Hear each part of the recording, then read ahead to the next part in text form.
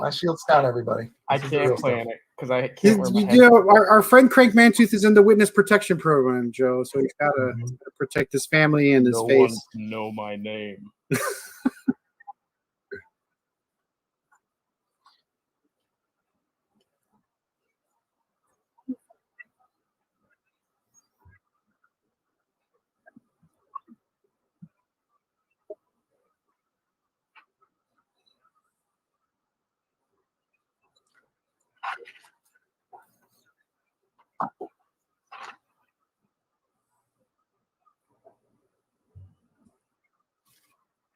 No. All right.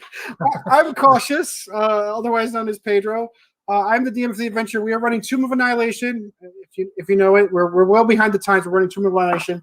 So what I like to do every so often, especially when we're missing a player, is run what I call a flashback session. So we stop the adventure where we are until we have all the players again, and then we just go back in time with the characters we have.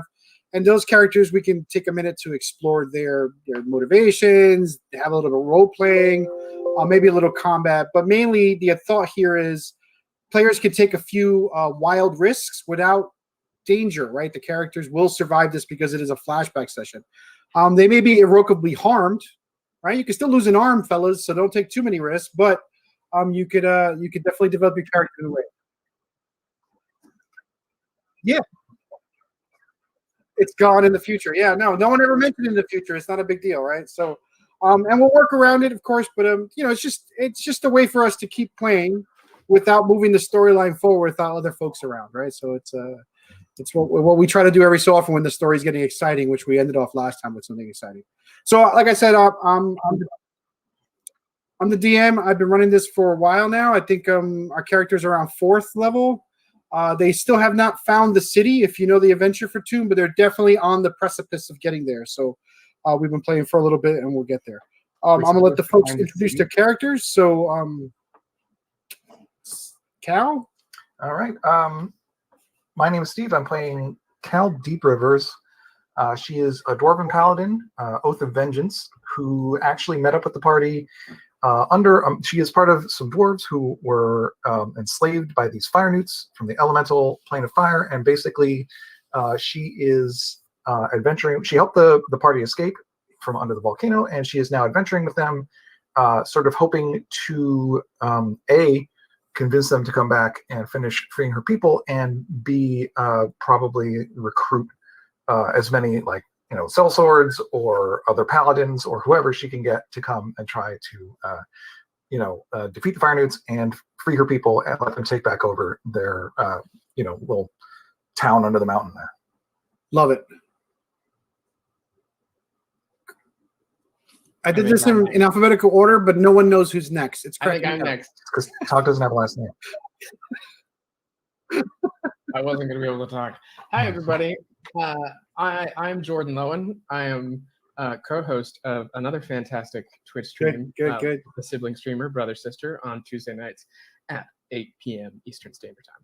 I will be playing Crank Mantooth, who is an 80-year-old human fighter who spent the majority of his life in an orc harem, and now he's on a mission to save his orc queen from the death curse.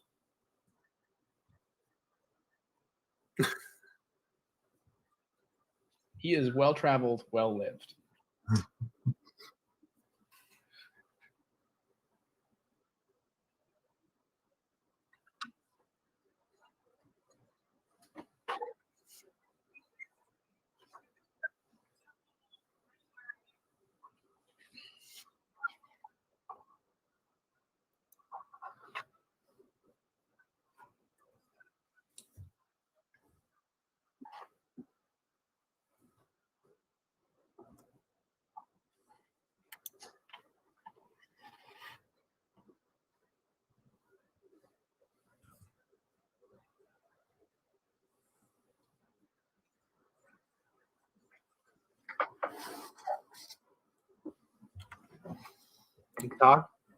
Hi, I am Adam. I am playing Hog Darkmane, a orcish wizard who is out to prove that orcs can be wizards and orcs can be good, and he's hoping to recover the Eye of Grummush and to help people understand that Grummush maybe isn't the villain everyone thinks.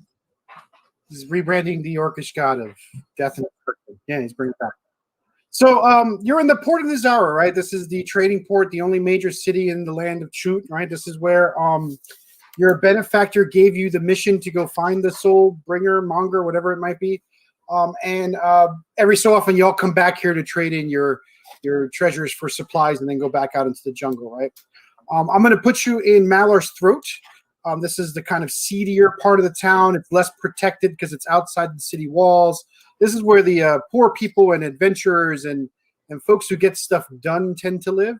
And we're going to do it kind of in the middle of the adventure, right? So you have all been hearing whispers and word of disappearances in the throat when you're gathering supplies, right? So maybe one of your contacts has disappeared, and they're like, Josh has been gone for a while now. But talk to this person. Then when you go there, so Malar's Throat's gripped with a kind of feeling of fear.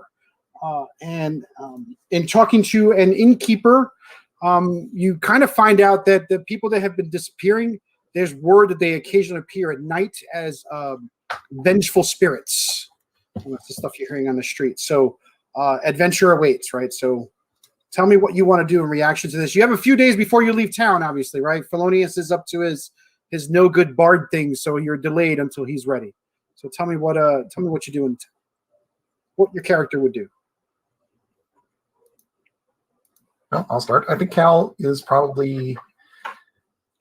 I think she'd be kind of naively going to the magistrate and trying to plead her case, or like the town guard or whatever the equivalent of the cops is, and trying to you help people. You need to my people are being oppressed. Won't you come and help my people? Like, because it's the right thing to do. I don't expect her to get very far, but I think she does.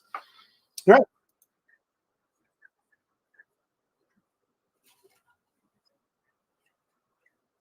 Mm-hmm.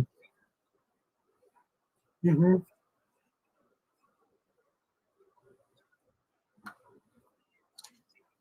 No, you this would be your return trip, right? You had one moment where you all came to town together with Cal, so you know her. Yeah. So otherwise it's an episode of Gotham. Yeah. Cal's just gonna do his own thing and everyone else is gonna go off there. So let's do it. Let me find out what everyone else wants to do and we'll tie it all together. So Cal wants to go to the magistrate, find out what's going on there. Crank, Tog. Crank's interested in the death races at Executioner's Run, and he's going to see if he can get in on that action. Okay. You're gonna leave the adventure and go to another part of town. Oh wait, I thought that was wait. Death race. No, the races are at the northern part, the old city. Oh. Okay, what are the dangerous activities in Malar's Throat? What Malar's Throat is it's not the seedy part of town. They're both seedy parts of town, but Malar's Throat is Malar's Throat is where people sort of live, right? The old city is where people do business, and the old ziggurats up there are kind of like places where people congregate. But Malar's Throat's the kind of the slums, if you will, of the town. So then Crank will change his request. Crank wants to find and start working his way up in the local orc gang, street gang. Okay. All right. Street gang workup. Did they have a name? No. What's the name? They're called the Crumb Tongues. The Crumb Tongues? No. We've already met Brood the Aberrant, who is the orc who runs the Shadow of Grimulch gang within the city. All right, we can go with that one. Oh, but that's a religious cult. Crank's not interested in. Crank wants the. There's only one kind of orc. There's only one kind of orc gang. Unless it's a religious sex cult, Crank wants nothing to do with it. Hog, what do you want to do? You're hanging out with the shadows as well? I want to change D&D parties. Me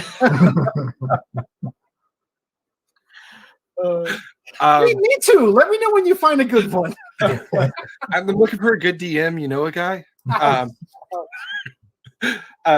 I was actually looking to connect up with Brood the Aberrant to see if there's any information that I can get or some task I can do for him in order to get some more information about the Cellmonger. And if that's not really a direction you want me to go, I'm also happy to go reconnect with Zandala, whose father, Artist Cyber, we kind of didn't really help. That's and right. see if that could help us get further. Adam This is why you take notes, guys. Open up our place. You know, I got one theory why. Go ahead, Joe. What are we doing? What's Talita doing? Joe, open up the places and people.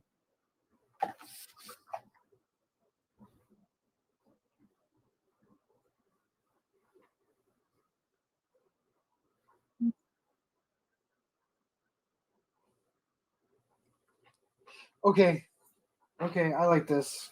Thankfully, that's the same place the orcs hang out. All right, so we're gonna do a scene with Cal, and that way Cal can be done with that scene, and we can bring him back. We can bring her back to the adventure, right? So, Cal, the captain of the guards out here. I mean, it's the dirty part of town. It's the poor part of town, right? There isn't a very strong police force here or guard force here. Really, their job is to make sure the gates close if there's an attack, right? That's what these guards really do. So as you approach the city gates, and Cal's only been here a few times in her life, right? So traveling this far north would be a trip for her. So the city itself is, it's got the sandstone walls all on the thing, bright, colorful paint all around. The guard tower up above has those colorful tarps above, so the guards are protected from the heat and the rain when it comes down. Let's say it's a bright sunny day in the jungle, right? It's not raining. And as you approach, there is a magistrate's office, but it's more of a check-in point before you come in through the main gates. Now, these guards aren't really stopping anybody from coming in. They want that commerce to come in and out from Malor's throat. And there's a guard there with a little helmet and a brim around it to protect him from the sun, because the checkpoint doesn't have that same tarp. And he's just sort of resting there, watching everyone go by. So he's leaning up against the wall. Let's call him. Let's say he's a humanoid, a human. All right. So I figure she'll be she's a little out of her depth here. She hasn't been here too many times, so she's probably gonna be overly formal about it. Good sir, I wish to speak to. I guess I asked for directions, right? She asked for directions to the central magistrate's office, or if there is some supervisor she can speak to plead her case for her people. Surely the law-abiding magistrates of this town will see that order everywhere is in the interest of all people. So she wishes to plead her case and ask for assistance in getting rid of these fire salamanders. So the guard looks down at you, kind of like, what do you think my day normally looks like? That's the sort of look he has on his face, and it's all like, you want to speak to a prince about your problem? Do you think? Oh, a prince! I dare not even dream. Of course, they're the ones that run the city. Would they help free my people? Who are your people? Right. So he's completely confused as to who you are. Why? Are you? Surely you've heard of the mountain dwarves of whatever the hell that mountain is called. Rakhamar. What you said. Write it down. You're dwarf from there. Look. Starts with an H. Rakhamar. So H-A-M. Surely you have heard of the mountain dwarves of Rakhamar, and they find themselves in dire straits. And the good people of Chult, all good people of Chult, surely have an interest in freeing them from this evil. So if you look for trade, you'd see Prince Zanti and ask for an audience there in the golden tents in the marketplace. If you seek cell swords to help you, that would be Prince Jobal. The princes here run the trade. They do not send troops out to help. We can barely keep the forest out off the walls. And he kind of like looks out at the crowd, roping the whole crowd in with the forest as well, or the jungle with the crowd, right? Well, I don't like that. Yeah, I know you don't. That's why I did. I don't know. All right. Right, So, what? Oh, so cell swords, of course, cell swords. Surely they will work on credit. Is there anywhere in Mallory's throat? Where do the cell swords gather? Is it coincidentally the bar where the orcs also gather? So that's where the guard looks you up and down and sort of says, "You don't seem to be carrying enough trade. I'd seek out cheaper fare down that path," and sort of waves out towards a darker corner, right? There's sort of layers of tents and hangings and cloth over this dark alley a little further over in Malor's throat. So he doesn't even point towards the city; he points you further into the throat. Great. Let's go down the throat and get some cell swords. Perfect. So we're gonna cut back to. No, that's. That's complete. Yeah, we gotta be okay. Working the room blue. I love it. Mm-hmm. So we're gonna cut over to. Do you guys do this Crank? Well, I guess Tog is gone now, so it doesn't matter. Would you all go together to this place where Crank is all like, "Oh wait, you know some orcs? How would this work?" Crank. Yeah.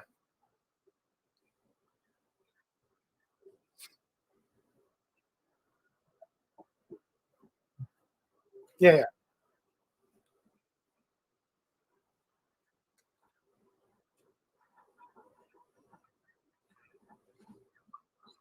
Sure.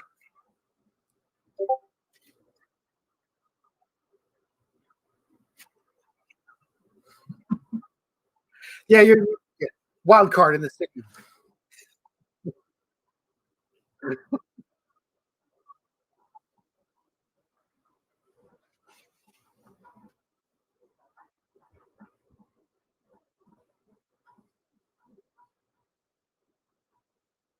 You're not gonna ask Crank why he wants to hang out with orcs at all. That's not an in character moment we can have.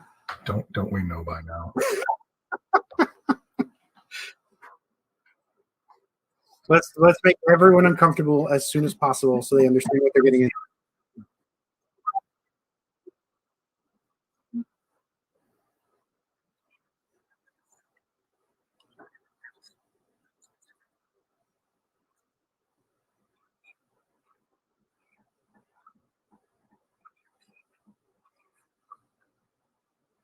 Crank looks kind of confused at Telena because I mean he knows he's human, but Crank's also pretty orcish in mannerisms and stuff like that.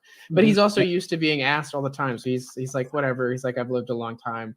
So he turns to Telena. He's like, money to be made, tongues to be loosened, secrets to be found. Crank is a fighter, by the way. Yeah, so.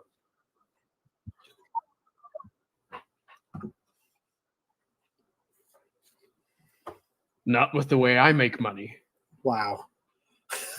Wow. So Tog, are you back? Your camera's gone. Your face is gone. You're on mute. Yeah. So tavern is kind of a loose loose term for this place, right? It's it's the fantasy equivalent of a barrel on fire in a dark alley full of trash, right? Think of that, right? So you've got some tapestries holding up to keep off a little bit of the sun, but this is just a dark alley where folks have gathered to drink, right? There's not not even like makeshift boxes and a wagon is maybe flipped over, and the drink that they're drinking is out of a barrel they've cracked open, and people just sloshing their mugs in there and taking big old swigs and making faces, right? Right. And there's a couple around, and everyone just sort of drops coins into a glass nearby, right? There's no overarching authority, but there are a lot of orcs and a mix of races here, right? So while the city is mostly a human city. This particular area is of orcs and a good mix of elves and a few dwarves not related to Cal's tribe down south, and no halflings. Not because they don't like it, but because they're posh here. They want to be in the city, right? So that's sort of a good mix here. It's not. No, you don't, right? Because you look like an adventurer. There's a bunch of adventurers here as well, right? No. There's some elves here, some tough types, some posh types, but mostly a good mix of adventurers, criminals, and porters, right? These are worker types. It's hushed and quiet though, right? And everyone's kind of looking at each other in a sort of side-eye fashion. Groups aren't talking. There's no mingling, right? If you're in a group, there's not much mingling about, and a large group of orcs are kind of dominating 3 or 4 barrels in the space here, sort of arguing with each other in Orcish, which I know you understand, Crank. So they're arguing over what to do next, right? I think we should, go into the alley and seek out our friends, right? And the other ones are like, why would we cause trouble that way? So there's sort of argument going on as to what next steps to do. And Cal, jump in anytime you want, right? I think we've lost Todd completely, so we'll throw him in when we're ready. So Crank relays to the rest of the party that it sounds like the orcs are looking for someone, so there might be an opportunity to help. We're helping orcs? Crank also resists the urge to set up his massage table. He keeps the sign that says free orcish massages like in his pocket. He doesn't put it out. Jesus Christ. Is it like part of your shield? Like, is your shield actually just, I don't... It's a neon sign. Yeah. A pair of hands on orc butt. Jesus Christ. I'm sorry, I'm just taking down names here. Yeah, they are looking for someone, right? And you can hear them go, there's an argument between them, and you hear one of them go, but Brood, right? This is a family member. We have to find them, right? And Brood's kind of like, we can't risk separating our numbers even more. There's strength in numbers, right? So one person is arguing, we sit still and see what happens, and that's Brood. And then there's another faction in the group of orcs yelling the other way. We should go deeper into the throat and find out what's happening. Right? And that's the argument going on back and forth. And the other folks are kind of listening, but they don't, maybe they don't understand Orcish, but they're watching the fight happen. There's always roles you can make if you want. Welcome back, Todd. If you've been keeping up, Todd, just jump in whenever your character's ready to jump in. Tell me what you want to do in the middle of this argument. Sure. So since I've met Brood before, I'm going to walk up and say, hello, it's good to see you. I've just returned from the depths of the jungle. I think there is a lot that we could talk about that could perhaps solve this argument. Why don't we all sit down and have a beer? Ever the peacemaker, Tog is. So Brood kind of, y'all left on good terms last time, right? So Brood sort of looks at you, surprised you've come back from the jungle, right? Most people don't. And sort of looks at you and he goes, yes, let's talk for a minute, Brother Tog. I will be right back, right? Make no decisions until I've returned. So he kind of puts your arm around you, Todd, and kind of pulls you away from the rest of the group. Anyone want to react to that? So as we're walking away, I chant the chant of the mallard throat orcs, which we learned last time.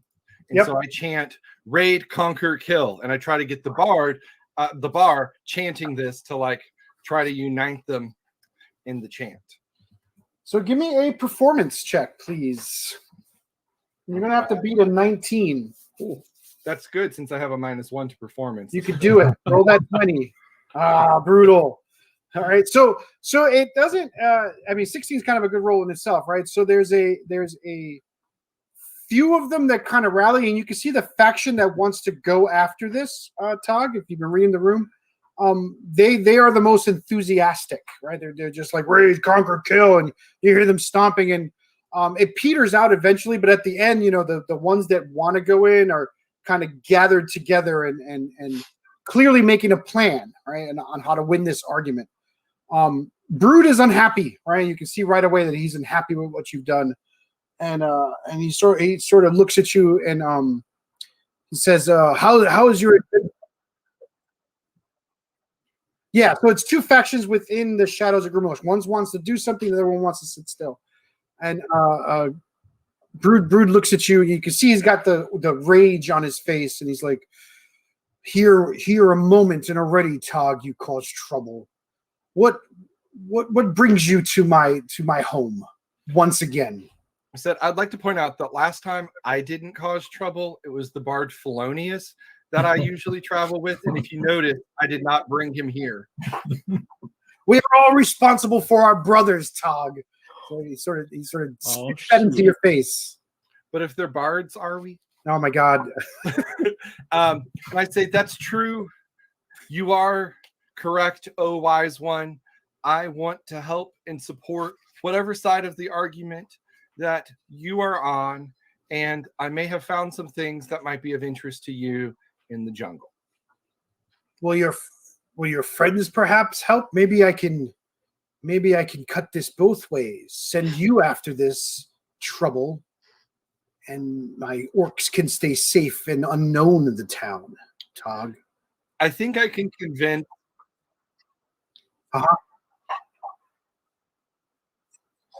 It's more burn than taste, but it does work.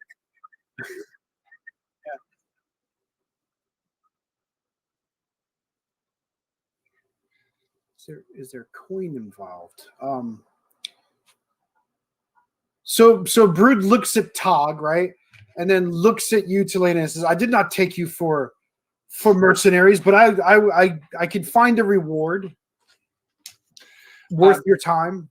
I say, if you can find a reward worth our time, I think the dwarf and the elf might be in, but the human, he's going to need a little extra special attention. Is that the crank? Is that this the guy? crank? Yeah.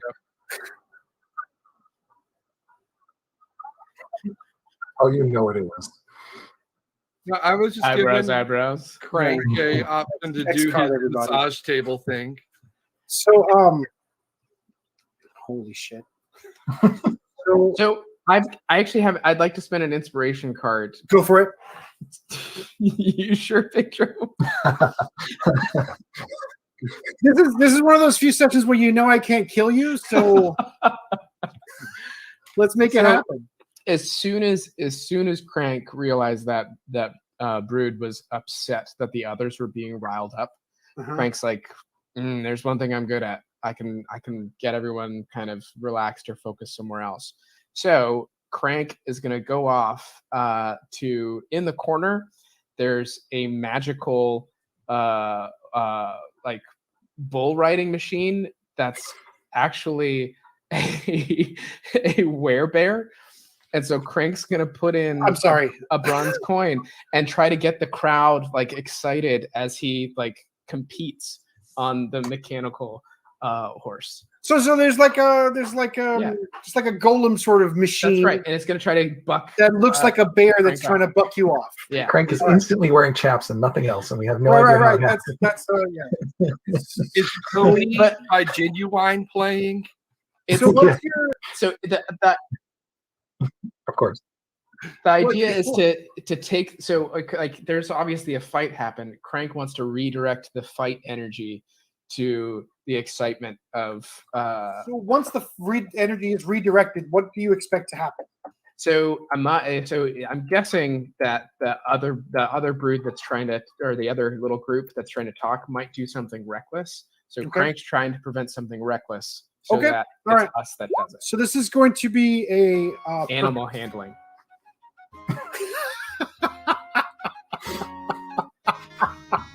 That's why you own a mechanical bull. I like it. All right, so this will be an animal handling check with advantage.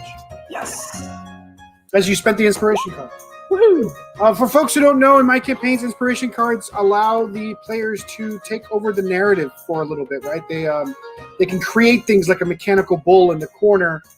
It's not generally used to make things obscene, and I trust my players enough that they're not going to be dingbats about it, and it works pretty well, right? Pretty well. Though sometimes I have to remind them.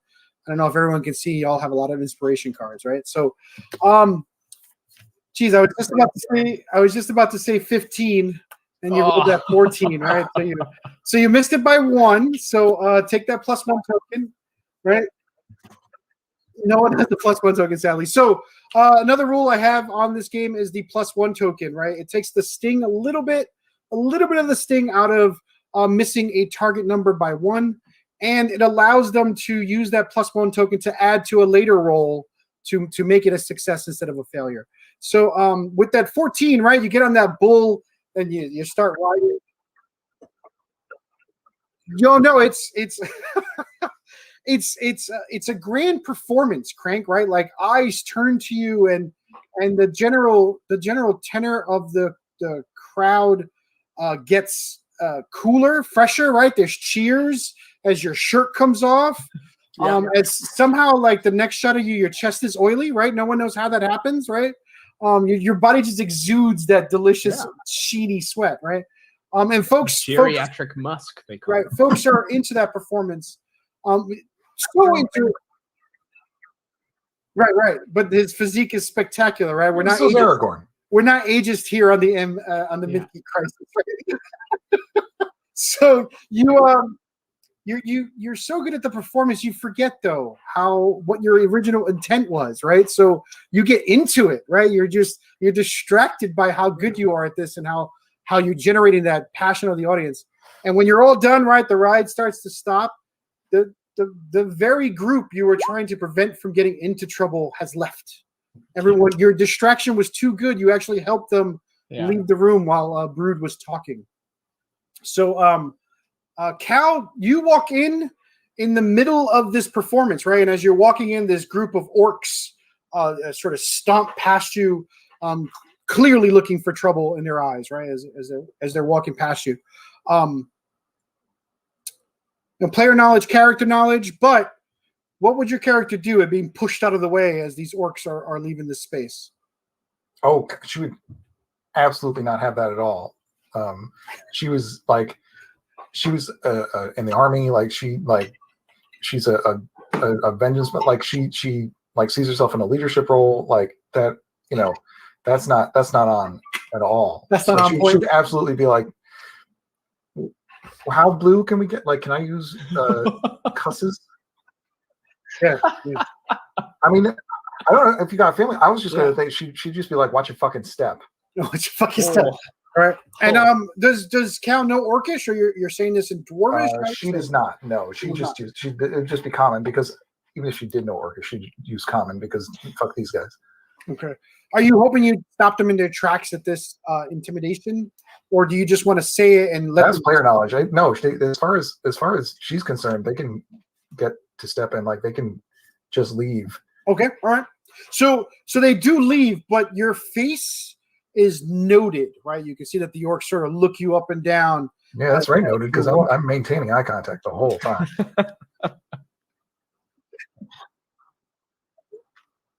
Right. I was just about to move to Telena. Yes, these orcs are.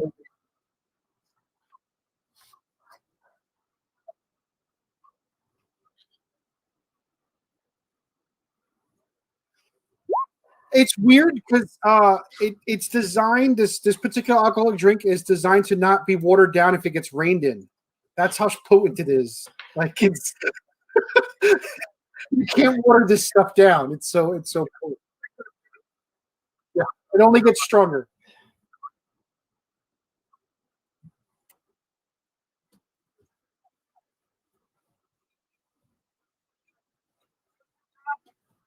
So there's two factions. The faction that wanted to do something left, right? That's exactly what happened, right? So keep in mind, this is a big orc party. The faction that was more angry and wanted to do something left the space. So can Cal go up to Tog and Brood and be like, what's up with them? You could in a second, but I didn't know if Telena wanted to do something. Mhm.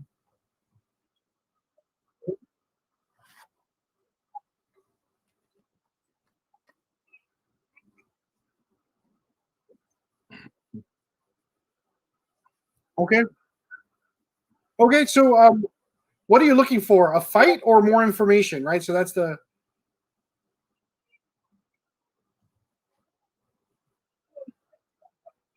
give me an insight. Give me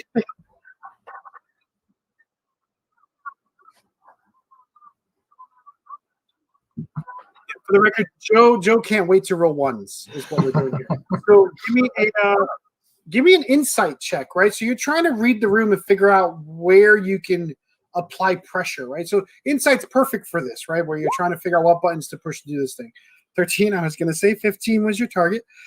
So you're looking around this room, Telena, and let's say you're doing this right before those orcs leave, right? You got this insight right before they bump into Cal. They're walking there. Literally, Cal's walking in. You see Cal coming towards the alleyway that you're all hanging out in, and the orcs are about to come into this space, and that's when that Sherlock Holmes moment happens, where you start to clickety click click click, and you're putting all these things together.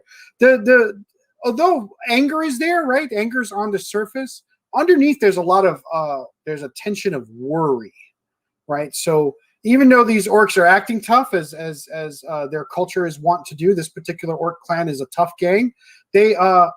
They're worried about what they're going to do, right? There's the general feeling in all of them. Everyone in the space has this general feeling of worry. And as you're starting to click there, the whole throat has that same feeling, Telena, right? So it's all clicking your head. The merchants you talked to that day, the other rangers you may have traded a story with in the morning, everyone's got that sort of tense, jaw-holding action of expecting something to happen. And bad things have already happened in the town. And so as you're putting that together, Tog, you're there. You're talking to Brood. Brood's like, so are you going to help us? Are you going to help solve the problem in the throat? I look over at Brood and I was like, yes, absolutely will help you. But I got to tell you, looking over at Telena, my elf ranger, she's really feeling her drink. Her face is red. We got to get her out of here quickly. Give us our task, or you're going to have a bar fight. So he looks over at Telena and he says, he looks over at Telena and then he looks over at Crank, who's just wrapping up the story and getting copper coins tossed at him and maybe some flowers and also some drink. Like literally drink is being splashed at you, Crank, in salute of your dancing skills. Cal bumps into those orcs at the door and there's a pleasant exchange of words in common there. And he sort of uses very perceptive talk. we're at a powder keg here. So he pulls you back to their space, right? The gang sort of hut at the end of the hall, and he says, "I can give you these 2 silver daggers and these 5 silver arrows as a reward. Take them now." If you throw in a potion of greater healing, I'm in. So he offers 2 potions of regular healing. That works too. Yeah, equivalent but better because 2 people can drink them. So then he says, one of our shaman has disappeared. She was supposed to come and meet us with some ingredients for these potions from the jungle, and she's gone. And we're worried she's disappeared along with the rest. We believe that the Night King is in the town for the night once again. And he explains that the Night King is a demon that comes into the throat, actually sometimes into the old city as well, and takes a few souls and then disappears for a little while. Kind of the boogeyman of the throat, the Night King is. What is the name of the shaman? The shaman's name is Amini. Amini. Is there a J in there? Is there a what? J in there? I don't get it.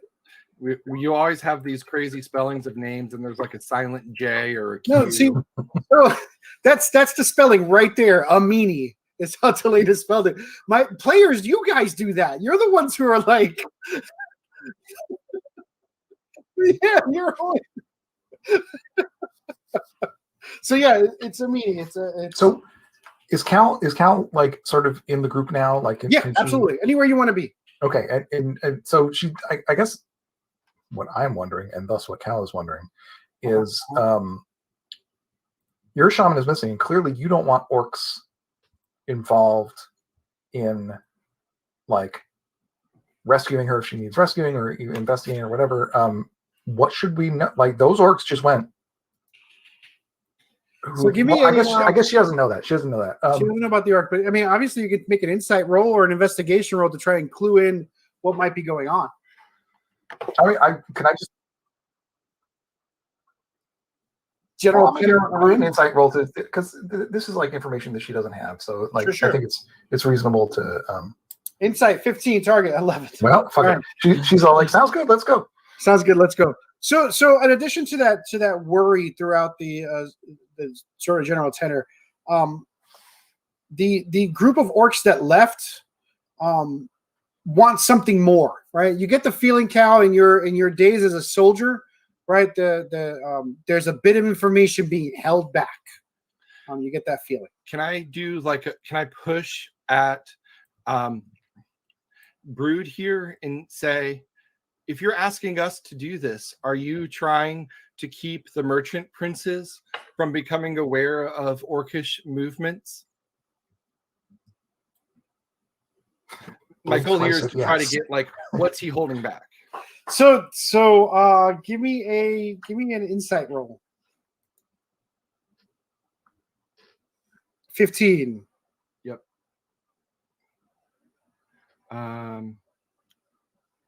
Yeah, I'm just looking for it on my character sheet. Sorry for it's under I. Oh. So he says, so he looks at you and he says, you kind of, yes, that's exactly. We want to avoid the notice of the princes in this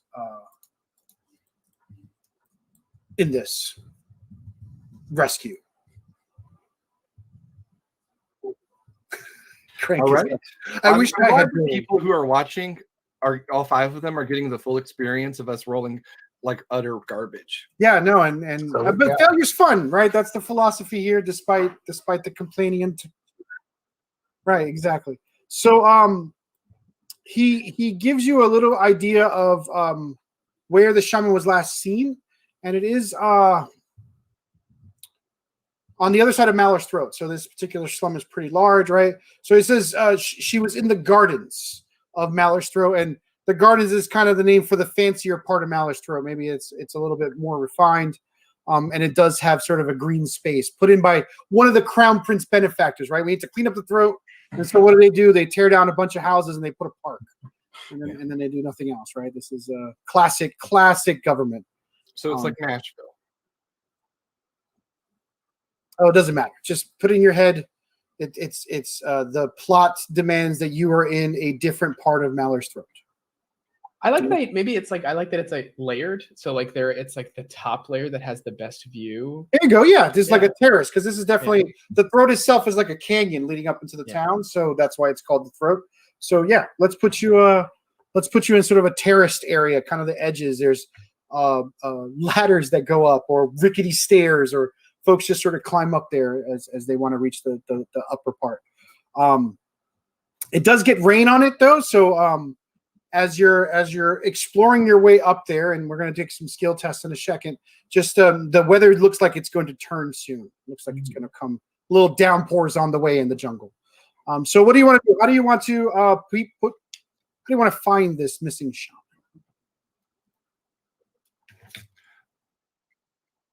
Yeah. So what skills would your characters use, right? You could intimidate your way through this adventure, right? But what's last seen in this area, the gardens?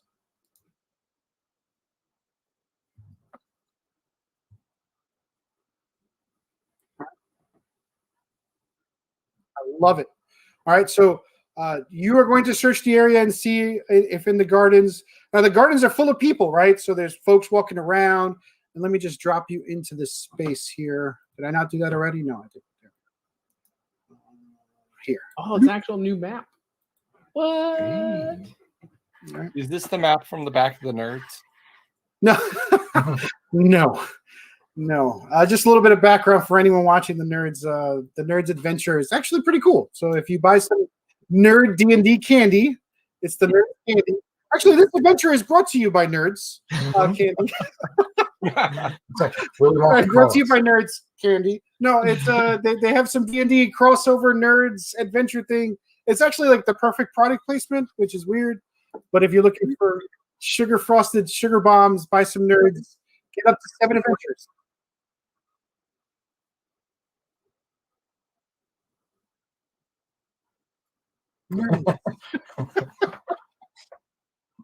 So they're giving away 7 adventures, and I read the first one, and it's actually not that bad for a solo adventure. So no, it's not that bad. It's not that bad. We might have to run you through it on our next show. So you all see yourselves here, right? And you see the characters. There's NPCs walking around here. This is even though it's the gardens and this particular map looks good, it's shadier than you would think, right? So this is Park Slope in the 80s, right? This isn't a beautiful neighborhood. We're not in Central Park nowadays, right? This is a shady ass park where shady ass things happen, right? And folks are walking around, folks are digging through the dirt looking for mushrooms, right? So there's all sorts of stuff going on here. This park has been overrun with crime.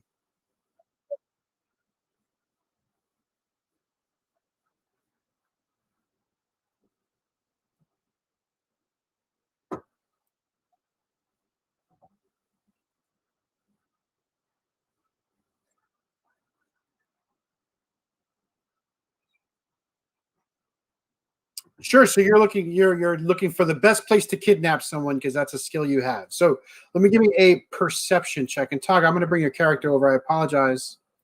I didn't have your character here on it. Oh, good. If Cal wants to, yeah, go. So you're looking. Let me know All where. right. Let's see. How? I would love to. I would absolutely love to help you with this. Right, but I want to know how Cal's helping. Got to do role playing too, Joe. Tell me how Cal's helping. This is a clone because I have to now change my HP back.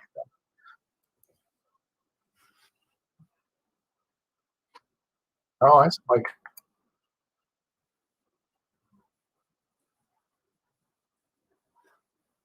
in my campaign. Oh, I see. And so this is like the campaign I was on when I was freshly promoted to sergeant, and our colonel instructed us that we would never have a better chance to abduct the battalion commander we were facing, and he was a brilliant battalion commander, but his brilliance did not extend to his guards, and of course we pulled off a perfect heist kind of kidnapping to decapitate the opposing force, and thus were we able to rout them. So yes, sure. So Cal's rodeo, tapping into her history, and we now learn that Cal. That's probably the most Cal's character has revealed of their backstory since we've started playing. So, So, Talena, you may roll with advantage. I'll burn an inspiration card for that. I love it. That's great. And reserve that inspiration card. Burn it, but now you've got a little bit more, right? So, tie into that battle plan as to what might happen next. Crank and 1 second. Don't roll it just yet. Crank and Tog, what are you doing to investigate this particular scene? So I want to also use an inspiration card. Okay. And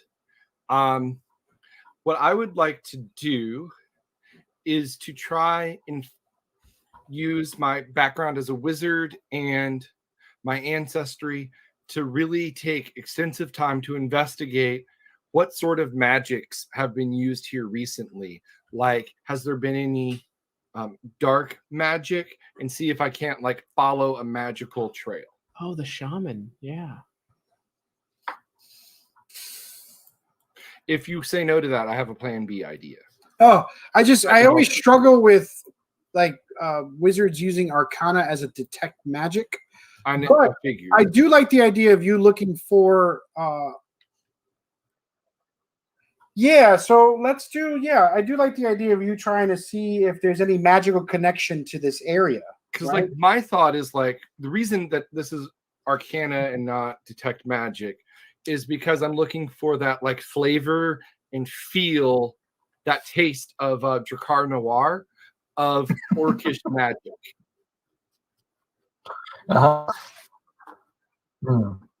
Everything, Drakkar Noir is way more appropriate for orcs, however. It is extremely appropriate. So give me, yeah. That is definitely a that would definitely be a Arcana roll. So yeah, let's do that. Thank you. Yeah, exactly right. And Crank, what are you doing? So I mean, Crank recognizes this type of space. It's playing nice, but it's still, you either take food or you are food. So Crank's on like heightened awareness, trying to like make sure our party survives and isn't kind of eaten or had their pockets picked or anything like that. So you are looking for danger. Yeah. All right, give me a perception check.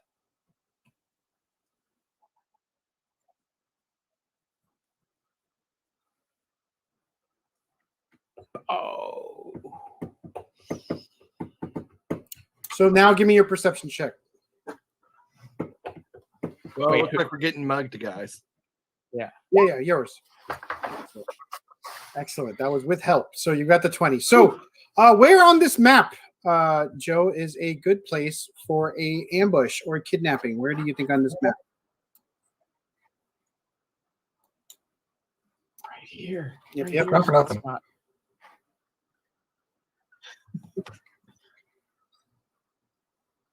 Sure.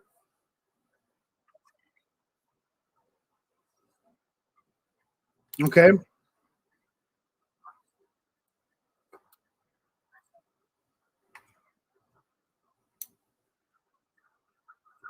I like right here, right? There's a lot of sight lines that are blocked up here. So this space right here, you kind of think of yourself, you're like, this is the spot right over here where you'd pull an ambush. You'd wait for someone to turn down this corner and you'd grab them in this alleyway, right? All right, so you kind of recognize that space. And now just for giggles, everyone's gonna roll for initiative, please. Where's my token? Your token should be between Talena and Crank Mantooth. It's right here. Oh yeah. Yeah, I was on draw. That's why I wasn't able to click on myself. Ah, there you go. That.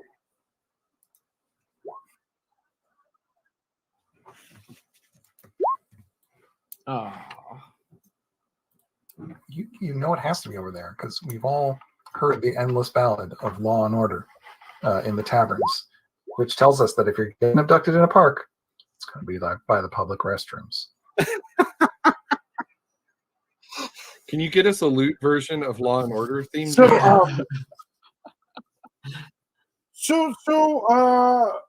let me set the scene. Okay, folks are kind of milling about, and the clouds all gather, right? And it's one of those sudden jungle bursts, right? So the clouds gather, gets real dark.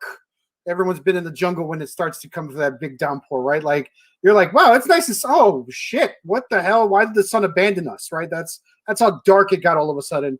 And then the downpour hits, right? This thick, hot.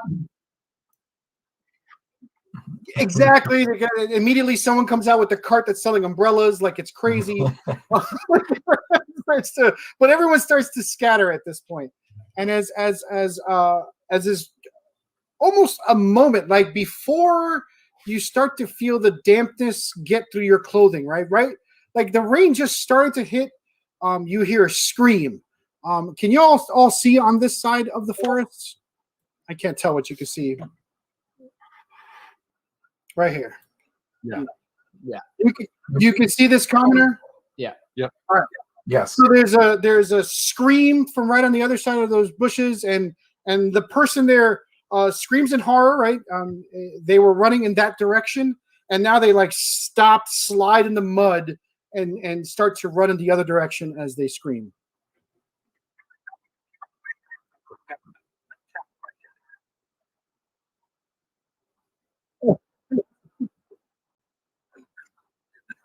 Yes, yes. There's totally a barrel in this particular garden, right? So that this is just this.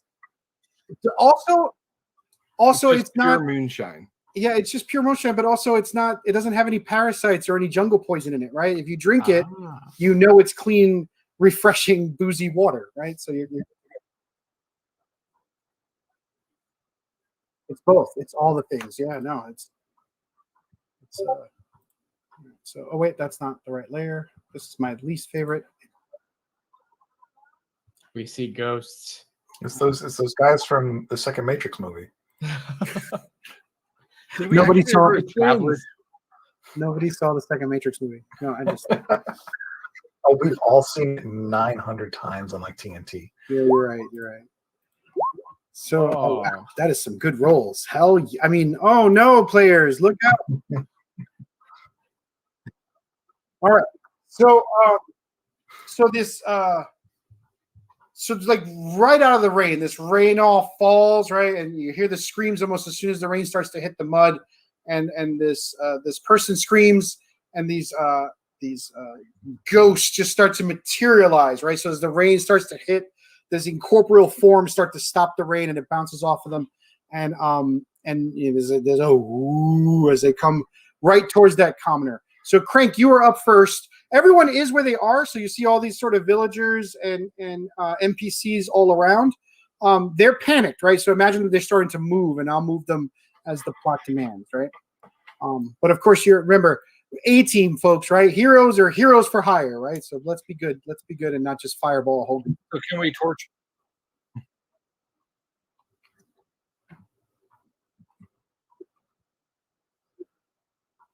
Oh, I don't know. I'm assuming that happened, but I don't know. You're like the only one with the bow, so I'm going to say yes. Yeah. Oh, let's say yeah. So I said 2 silver daggers, right? So let's do, because I realize now there's 3 martial characters. Let's do 2 silver daggers and 5 silver arrows. Just 5 silver arrows. Let's equip it now. So, so Talena, you have the arrows, and then Cal and Crank, you take the silver daggers. Okay. And is the drink Tej, which is the drink we had last time we were here? Sure. I don't remember if that was the same drink, but now, yeah, that's the character. Jesus, Tug, you document all this to me. That's great. Yeah, it's Tej. Yeah. Shout outs to Tog's note taking. Yeah, yeah. Plus 5 experience Hey, points. I'm brown nosing for XP here. Right on. You're earning it, baby. You're earning it. I mean, Crank is going to charge a ghost with his silver dagger. Love it. But he needs to equip dagger and pull it onto his character sheet because he's got every other weapon but a dagger. Every weapon but a dagger. Pretty much. Fighter. Yeah. Okay, what's he ever going to need a dagger for? Where did it go? Fighting a spectral ghost. Where I just drug it on here. I like the idea that you've got a warhammer and a lance and a sword, and you're such a great player of the game that you're immediately like, I'm going to use this silver dagger because that's what we're fighting. Yeah. Metagaming for the win. No, it really is. This is Crank's first ghost encounter. It might be. It might be. I mean, if it takes me longer, is there a surprise? Why are you rolling a d4? You got to roll a d20 to hit. Oh, you're right. What am I doing? Playing D&D, jackass. It's not letting me attach the dagger, and I have to pull up all my character sheets. Hold on. Where did they go? Just roll a non-dagger weapon. How's that, Dan? Is my mic working okay?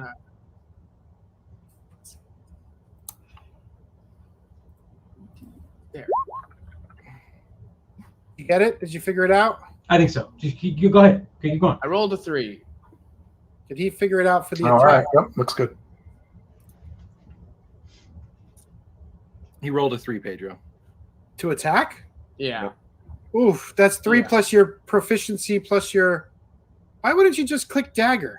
Because the dagger wasn't appearing in my inventory. Yeah, there's no silver dagger in the. It's just a regular dagger that's silvered. So just drag it down. Even the regular dagger wasn't. I'm dragging literally in my looking at your character sheet. It's got 2 daggers in it. It was slow to update. It just appeared All now. right, so That's so 'cause roll it's it now. activated now. Roll it now. Yeah, he's giving you a mulligan. Roll it now. Thanks, Rogers Internet. I rolled a 12. All right, so what are these? That missed by 1? No, that misses. That doesn't miss at all. You hit. Yeah. All right. So you go in there and you go to pierce this shadow with the dagger, and the dagger, starts to go through and solidifies just enough that you see the wound build. Right there's a burning outline in the shadow as it looks at you like surprised that you've managed to damage it. That's a lot of damage for a dagger. You rolled max, right? Yeah, that's max damage for your dagger. And it's silver. Right, so you come in close, and it stabs it, and it's like right. It doesn't make a sound, but it makes that face right. Mm-hmm. As the rain comes through. Now the other one goes and swings at the poor commoner before them, and where is the attack? Oh yeah. So I'm just going to automatically have it fail the Constitution saving throw, and the commoner screams right, and you see its face kind of their face kind of decrease. The skin goes sallow and leathery as it falls, frozen in place, and just drops dead right there. Man, with an attack of 23, yeah, of course it's dead. Yeah, 23 and then 7 necrotic damage, and then it loses its. You can all see what it does, right? This is a warning, right? That it reduces your hit point maximum, and the commoner goes down. And the other one, YOLO. the other one turns to Crank, having seen the damage it can do. Maybe I tuned this a little too hard for 4 players, but let's see. Whatever. It's gonna roll and attack you. We can't another die. 23. That hits. Oh, that hits. 13 necrotic damage, please, and take a DC 10 Constitution saving throw. 1, 2, 3. We could wind up with like a necrotic wound that doesn't really heal, like a certain hobbit in a book series that won't be mentioned. I like it. Yeah, no, that's definitely instead of dying, which might theoretically happen here. Wow, you would have had your hit point reduced by 13 points. That's brutal. All right, so but you make your Constitution saving throw. You can feel that drain, but it doesn't stick. Right? You're such a virile and strong 80-year-old man. I ain't afraid of no ghosts. Piece of meat. Cal, you're up. Oh no! Oh no! And Oh, freaking- All right, I'm afraid of who- ghosts. Which of these jerks was the one who killed the bystander? All right, so I should probably have had it kill and move towards the next one. Yeah, uh, that's what it does. It goes right That's through. what it does. Murder, it's on murder patrol. so she is going to abjure enemy. Damn. Throw it up there. What does that do? What does it do? Abjure enemy. When you take So this she's gotta oath at speak up. 3rd level, you gain the following 2 channel divisioning options. As an action, you present your holy symbol and speak a prayer of denunciation using your channel divinity. Choose 1 creature within 60 feet of you that you can see. That creature must make a wisdom saving throw unless it is immune to being frightened. Fiends and undead have disadvantage on this saving throw. On a failed save, the creature is frightened for 1 minute or until it takes any damage. While frightened, the creature's speed is at 0, and it can't benefit from any bonus to its speed. On a successful save, the creature's speed is halved for 1 So minute. it still gets shook even if it fails the save. Yeah. So that's has a disadvantage because it's undead. and it is undead. And I rolled a 4. Woof. So with that 4, the specter turns to you as you're waving your holy symbol. What is the holy symbol for Cal? It's a lantern. It's a magic. That's right. It's the lantern, right? So you put forward the lantern, and as if it's bathed in horrifying light, the it specter freezes. Green And for a lantern? moment, you see. Oh my god! No. it For a isn't. moment, no. We hate you, Ryan Reynolds. No, we love you. Come on! Ryan Reynolds. Hey, So Hal Jordan. so it freezes for a moment, and that sort of like horrifying ghostly visage freezes into a child's face, right? So it for a moment it's frozen in its old form, its soulful form, and then it resumes this horrifying face as it's frozen. So I'm gonna mark it as let's see, do we have a good frightened icon? Let's give it the snail. All right, so let's mark it. Well, I can't move it either. I just have to remember. So it's frightened and terrified like a snail. That is an action for you, right? Yes. So, and you move forward? Mm-hmm. Perfect. All done. Tog, you're up. Okay. According to the internet and a quick Google, I don't think Tasha's Mind Whip is going to work against specters. Nice. Because specters, because it's psychic, and I don't think that these things have enough intelligence for that. So I imagine Tog always has this like stupid Pokedex that tells you the weaknesses of all the Pokemon you go up against. Is that what we're doing?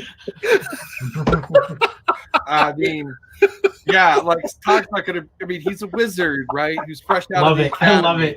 So he's like pulling out the wizard guide to adventuring, thumbing through it and being like, "S specter, specter." Normally in an pencil. honest game of D&D, this would be a nature check or a perception check to get this idea, but no. I'm willing to do the check. I'm happy to role play that element. I love it. It's fine. We can metagame tonight. That's fine. So, But Mind Whip's not going to work on a creature with a dead mind, right? That totally makes sense. What are you going to do instead? I'm kind of freaked out by these. So what I'm going to do is I'm going to cast Protection from Evil and Good on Callie. Okay. One willing creature you touch is protected against certain types. And so I assume you're going to pick undead. Creatures of these types have a disadvantage on attack rolls against the target. The target cannot be charmed, frightened, or possessed. Oh, that's wow. And you have advantage if already charmed, frightened, which you're not. So you're going to touch Talena. Is that what you're going to do? Yes, because Telena's next in the turn order. Right. So Talena, you have protection from good and evil. Oh, nice. Undead specifically. So I'm going to put a circle protection undead around you, right? So and I'm going to retreat behind Talena and let her tank for me because I would be very dead if I took 13 hit points of damage. Yes, you would. Perfect. I like says this needs holy water. I love that like you turn to Talena and you just like splash her in the face. I think of it as like a little spritzer. Just remember that this provides that advantage effect, all right, Joe? Just in case I forget, we'll throw it up. Got it. All right, so what do you want to do, Talena? Like, You're up. Like, I didn't have that many drinks, and he's like, "No, this is something different." Wait, Talena's up? Yeah, Talena's up. Oh, wow. Okay. You're last in the order. It's much faster without 1,700 players, right? Yeah, I don't know. Sure. Okay. So Without an indecisive bard. 1,708 enemies. Yeah, that's So true too. I'm guessing I would immediately recognize the spell that Cal cast, so I know not to attack this thing, right? I mean, as a experienced party member, I would know that whatever this. I think yeah, you're adventurers. You'd adventured enough to know that thing is frozen in place, right? It can't move. It's frozen in place. All right, so this one right here, I'm going to draw one of the 3 silver arrows. So, and I'm going to hit it. And this thing has not been damaged, right? This one has been. Yep. Has been. Oh, perfect. So I'm going to mark it. Nice. Good order. Hunter's Boom. mark. Hunter's mark immediately. And then I'm going to immediately longbow it. Holy shit. Big roll. Woo! And then I'm immediately going to Colossus Slayer. And then we will roll the damage for Hunter's mark. And that is 9, 10, 11, 12 points of damage. You're getting a sweet little alpha strike. As the arrow strikes it, it sort of like hits, and it's like hitting like gelatin. It goes through, it slows down, and then it goes incorporeal again, right? So the arrow clatters to the ground. So the arrow is there, and you can always recover it. Right. Any description on what a silver arrow does to a specter? That was it, right? It actually slowed down and did damage to the specter, so the weapon is effective.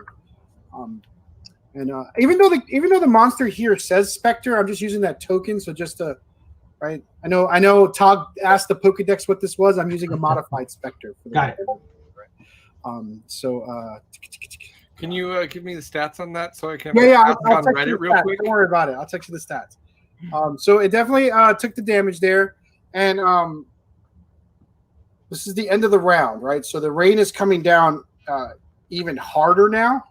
So it's actually like we've all been in those dense rainstorms, which actually hurts the skin a little bit. Yeah, right? To sort of feel those impacts. It's kind of stinging your ears as this thing's coming down. So visibility is really bad, and taking range shots is a little bit more difficult. So taking a range shot is going to give a bonus to your target's armor class. And certain places on the map, you see this sort of brownish area here, much more muddy. The ground is just, the water's just piling up in that space as the mud is changing literally changing the terrain as the rain is coming down into this space. On top of that, the panicked citizens flee and run. And let's just say this person actually gets off the map and this one gets off the map. These folks are panicking and running actually towards the specters in a typical escort fashion. You see this one here and this one here draw weapons, but kind of like stay away, but they're kind of scanning the crowd as things are going down. And other folks are kind of hiding and running about. So we went from Park Slope in the 80s to now we're doing Texas? Yes, Texas. Where your people attacked a hostess at Carmine's. So you know what? I'm just gonna calm down. I'm not gonna take it personal, Joe, but that's just wrong. I agree with you. Like, we don't all agree with the people of Texas. damn Texas. All right, so folks are running around, and just because you kept your eye on the space, right? You see this person, Joe, run down this hall, and then and just because you're keeping an eye on it, right? You're watching, like that's the place where I would kidnap someone.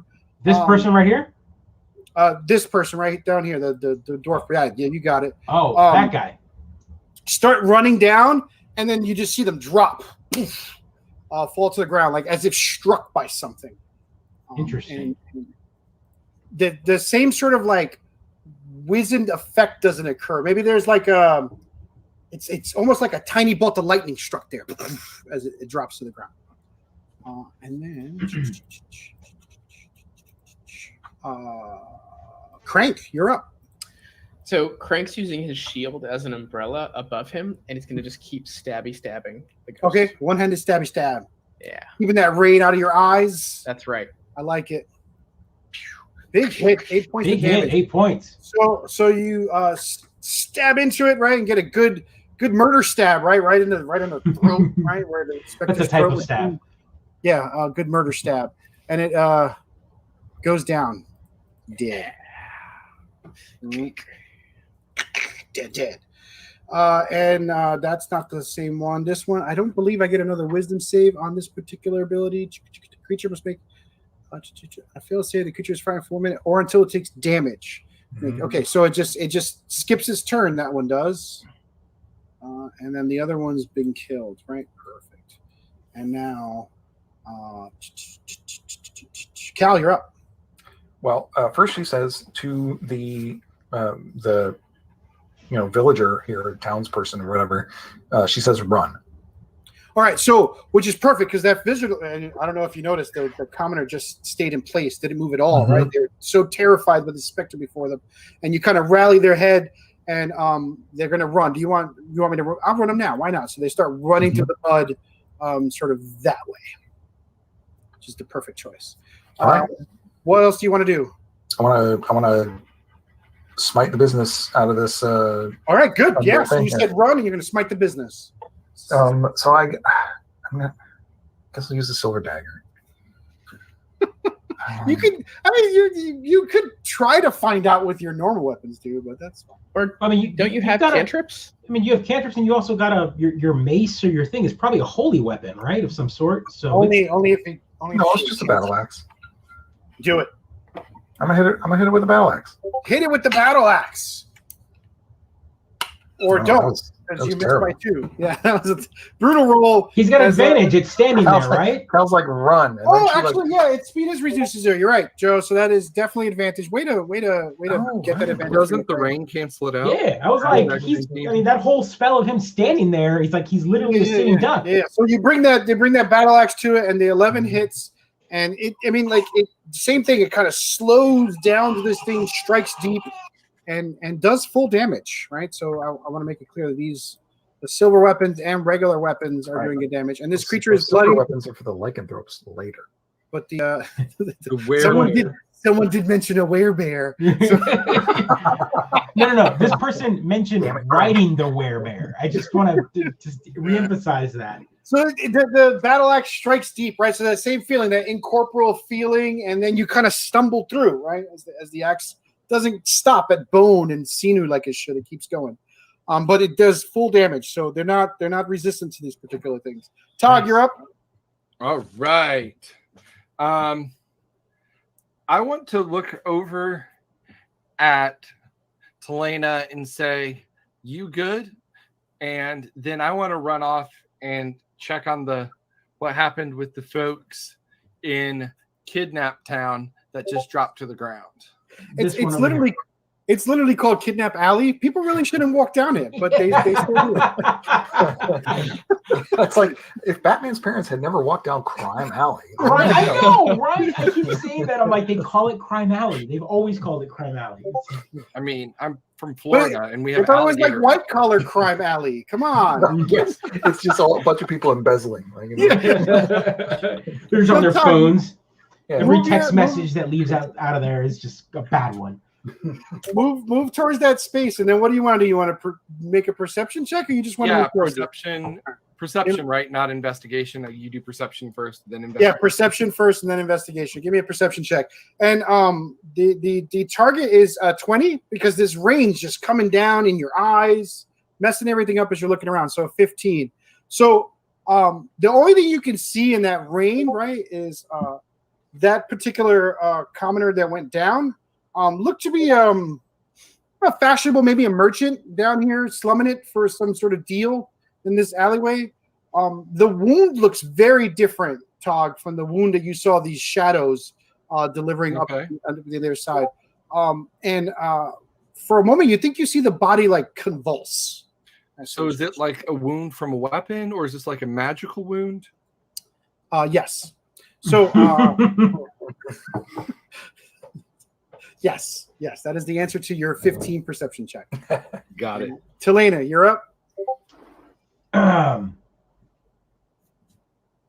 right. So Telena's going to go ahead and try to figure out what's going on here. He wasn't paying attention much. The wizard was like, "You good?" and ran off. I'm like, "Okay, I noticed that person drop, but we've got to take care of these things." So I see this guy right here. I want to go ahead and take care of that guy. I noticed that Cal used his normal weapon and did not use his silver. So I'm just going to go ahead and move my mark to that one, of course. I like it. So the mark has been moved over to that one. I'm going to go ahead and shoot it. And a 13 hits. All right. And 7 points of damage. And then I'm going to go ahead and Colossus Slayer. I'm going to Hunter's Mark it with 2, and then Colossus Slayer. So look at this guy delivering deadly damage with every blow. Yes. So this Spectre, right, it's a kill shot. This arrow strikes deep, sticks in, and then disappears, and the Spectre vanishes in the rain, right? Awesome. Like Roy Batty. Mm-hmm. And then you see this folk actually runs off the map. Let's say this person is saved. And this person just hides, right? Just sort of hides in the bushes. This commoner that Steve told to run sadly runs towards that alleyway. This guy runs that Gets way. kidnapped. Let's say that way. Let's say hides in the bushes. Those are hiders. The 2 bandits. I'm sorry, the 2 commoners here sort of stick around. I mean, they look shady. Like They do look shady, right? This These commoners kind of holding each other. And then let's do this now because I see the time. It's 10:30. You guys are playing this really well. You're in trouble. All right. Was this where we faced the Lick Child? the Lich. This turban guy here looks suspicious. He does, right? He did This look is so like a standard. He's This way is too like a chill. He's standard way too NPC chill about token He's that just I standing feel there. like- He's like, Kaji's got wares, and I'm like, this guy should have been running. He's he's just chilling. Uh-huh. He's like hiding in the bushes, right? Looking around, panicking in the corner. Let's all get been this there. one back 22 hit points. I sense he's not who he seems he is. And you see where the body was, Tog, since you're watching so closely. The rain starts to part a little bit, and a shadow comes right out of the body that was just killed. And then there's another scream as another innocent goes down, dead. Same sort of wound, Tog. You see that minor lightning bolt in the rain, part the rain for a second as another one goes down. All right, what do you want to do? Crank. Sorry, it's the top of the order. And I should roll. Can Crank toss the silver arrow that fell out of the wraith he murdered back to Telena? Yeah, that would totally be an action, but yeah, I don't see why not. That's a pretty cool thing to do. Yeah, that's what Crank's gonna do. And then All right. he's gonna charge after Tog.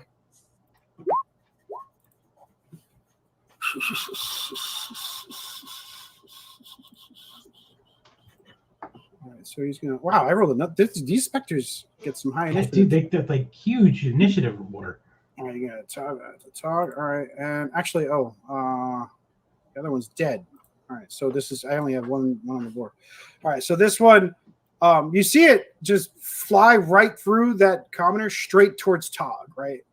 And its mouth is open, right? And you get this overwhelming free insight roll of hunger, right? As it comes straight towards Tog and makes its attack.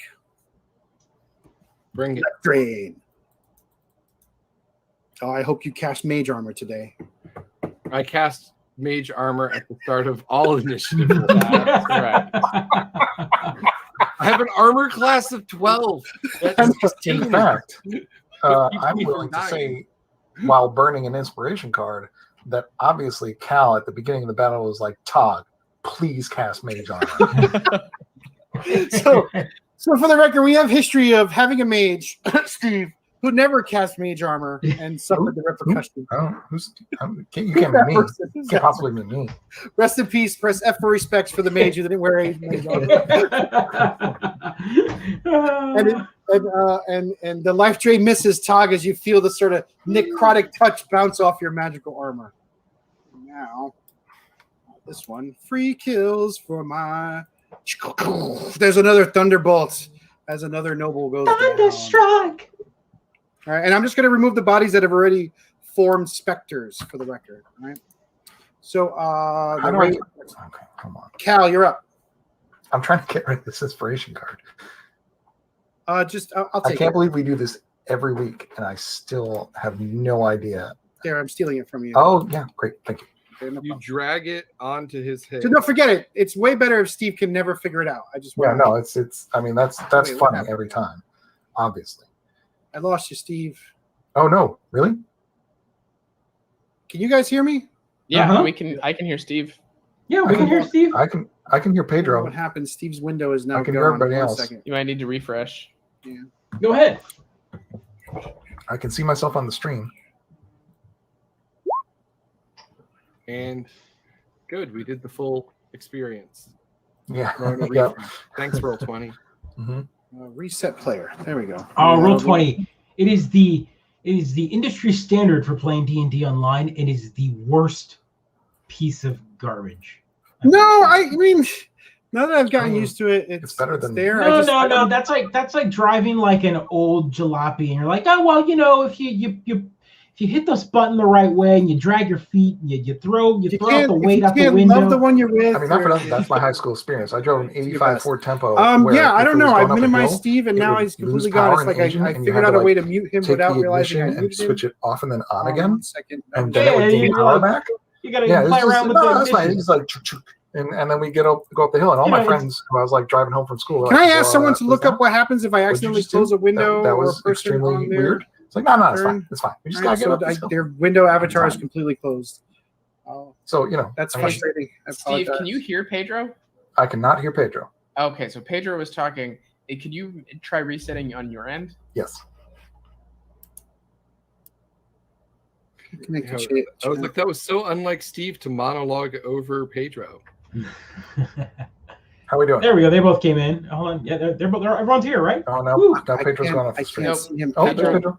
Pedro still can't see Steve because I think he accidentally exited one of Steve's camera.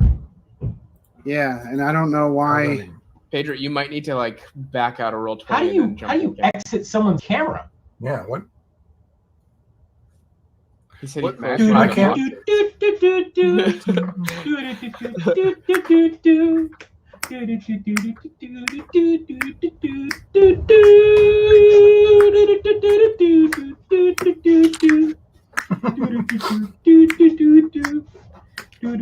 Everyone put their hands in the air while we're waiting on Pedro to come back, so he comes back in and we're just at. We should all like put like mask on, like Yeah. a horse head on.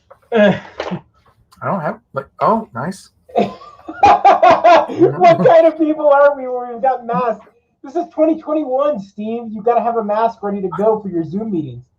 But no, you got no. The reason you're having Zoom meetings is so you don't have to wear a mask. I can see Pedro. Oh, he's come back. And I can see Steve. Perfect. Hey. Oh, wait, All right, welcome back. wait, Halloween. Yeah, I had to join as a player and then rejoin as the GM. So That's right. apologies. It isn't a Roll20 game without technical difficulties. Without technical difficulties. So alluded to here. All right. So where were we? This Oh, never it's happens actually on Critical Cal's turn. As events continue to happen. So go ahead, Cal. What do you want to do? Oh, what Cal wants to do is first of all right, so you got 1, 2, 3, 4, 5. We'll get here. And then she is going to cast Divine Sense. Oh snap! I forgot about Divine Sense. Because I want to know who's raising all these undead. The presence Divine of strong sense, the presence evil. of strong evil registers on your senses like a noxious odor, and powerful good rings like a heavenly music in your ears. As an action, you can open your awareness to detect such forces. Until the end of your next turn, you know the location of any celestial, fiend, or undead within 60 feet of you that is not behind total cover. You know the type, celestial, fiend, or undead, of any being whose presence you sense, but not its identity. The vampire Count Strahd von Zorik, for instance. Within the same radius, you also detect the presence of any place or object that has been desecrated or consecrated, as with the hollow spell. You must use this feature as a number of times equal to 1 plus your charisma modifier, blah blah blah, etc. So essentially, Yeah, use 3 times. he knows where things are coming from, right? Damn There's a it! fiend or an undead within 60 feet of me, Let's do it. So- or a celestial, improbably. Jesus Christ, that's amazing. All right, so Wild card, bitches. It's almost like I designed this subconsciously, knowing what the player abilities are, and they can show them off. Right? That's such a great idea. Good mulligan So- there. You're basically Matt Mercer. All according to plan. I'm basically Matt Mercer. I sit down with my team of players and I script the whole adventure. No, I'm sorry. And we've all had like actor training. Heard it here first, folks. I'm That's not pretty right. sure That's you not didn't. Yeah. Next, you're going to tell me I can't believe everything on the internet. All right, so I mean, they're well trained improv artists. So let's see if you can I'm so sure. see if we can show that to you. The Night King. Everyone can see that picture? Did that show up? You might have to zoom in on it Batman. Joe, on your screen. This is Gotham. All right. What am I seeing here? Where's I the don't Dark see Knight? You don't He's show it to you? 4 squares south of Cal. Oh, look at that thing. All right. Wraith. So in the rain, right? There's that Oh, I see. it's the rain. The water's just dripping down at Cal as only you, right? So again, all the other players don't see this creature. Only Cal does, right? An overwhelming stench of death and decay and violence just this fucking punches you in the throat when you divine sense it, right? So just to the south of you see this crowned shadowy figure having just slain, and it's standing over the body, just breathing deep the violence, right? So that is your action. You see it. My assumption is you point towards it, right? Like Look out, Donald sucker. Sutherland. Yeah. You also sense I need to mark it here. Sorry. Let's do like blood red. So right over here, can everyone see where I'm marking with the S? Maybe I should do it with the D. There's like a real feeling of desecration has occurred in that area, Cal. That's right over here. some Okay, sort of- got it. Some sort of desecrated thing is there. That you've been now made aware of with that one stinking ability. All right, so Cal's turn is done, but that was an action, so that's an amazing use of an action, right? Most players just attack. Cal used an ability to give an advantage. So Good Todd, you're up. job. Yeah, that's awesome. Well done. I would like to move towards the not a Nazgul. Come on, dude, you're not going to make Lord of the Ring reference -1 to your next roll. Come on. Talk. You're gonna draw an opportunity attack. That's true. The Spectre is right next to you. That's a good call. Then I will stay where I am and do the mind whip from here. So you're going to use the Mind Whip on the Wraith? On the Yeah. Let's see. Psychically lash out. The creature must make an intelligence saving throw. Save, blah, blah, blah, blah, blah. You physically lash out at one creature you see within a range. The target must make an intelligence saving throw. On a failed save, the target takes 3d6 psychic damage. Ooh. Makes the save. Oh. What if he fails it? Save. If he makes it, is it half damage? On a failed save, it still takes 3d6. No, on a half damage, and doesn't get frozen. So you still roll a 3d. You still roll a 3d6. You just. So you take 3 points of damage. No, half of 10 is 5. 5 points of damage. Yeah. Half of 10 is 5. Yeah. I mean, is that Tej Firewater hitting too hard? No. I saw the 7 up there from the mind whip, but that's just your attack roll, not your actual attack. That's how much damage it should have done when he attacked with it for sure. But that's fine. He rolled it again. It's fine. Sorry. Tog, this Mind Whip slashes at the Wraith, and it turns to you with these golden eyes, and Talina, you're up. Shit, Talina is like, So I'm a ranger. I'm going to stay back here, guys. It's going to be fine. I'm definitely going to move a little closer. And For it's taking sure. damage already. For sure. I'm going to get close right there, and I'm going to shoot this evil thing. Evil thing. What's that? Okay, so you're at disadvantage on this attack, right? Because you don't actually know where it is. Oh, I don't know. I don't see it. Yeah, it's invisible. Cal pointed to that general area, so it's currently invisible.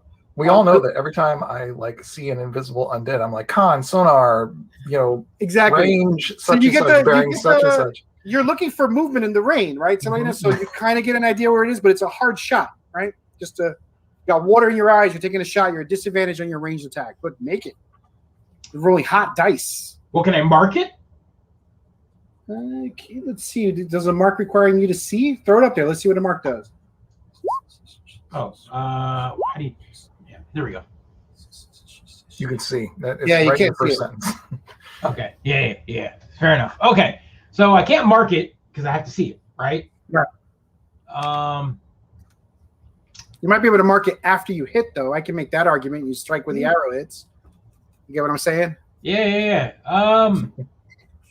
Although this specter here is still kind of out there. Oh yeah, that specter's right there. Yeah, About to fuck shit up. let's stop the fuck shit up specter and shoot this guy instead. Let's do that. And I can see that guy, so I'm gonna mark him. Okay, do it. I'm gonna mark him, and then I'm going to roll to hit. Boom! Ooh. Critical hit. Right. So, you would actually roll the mark again. So you're gonna roll that mark damage again. So 12 plus 6 is 18 points of damage. Math is hard. Also, Rangers are ridiculous. Yeah. Spectre goes bloodied as strikes deep in the shadow. I keep calling it a Spectre. It's just shadow. Good shot. Crank. Oh no, top of the order. So at the bottom of the round. Our ranger is decidedly the most murdery of our murder. Apparently. Murder, hobo, murder. It's an alpha. All right, so. All right, there are more of those now. You see the two corpses that were there sort of shudders up and starts to pop out. Such a boss fight. Hmm? This is such a boss fight. Yeah, It keeps like raising ads and like. Well, yeah, we're totally playing it at your level. You gotta get ahead of the ad rate though. You gotta get ahead of that ad rate. Yeah.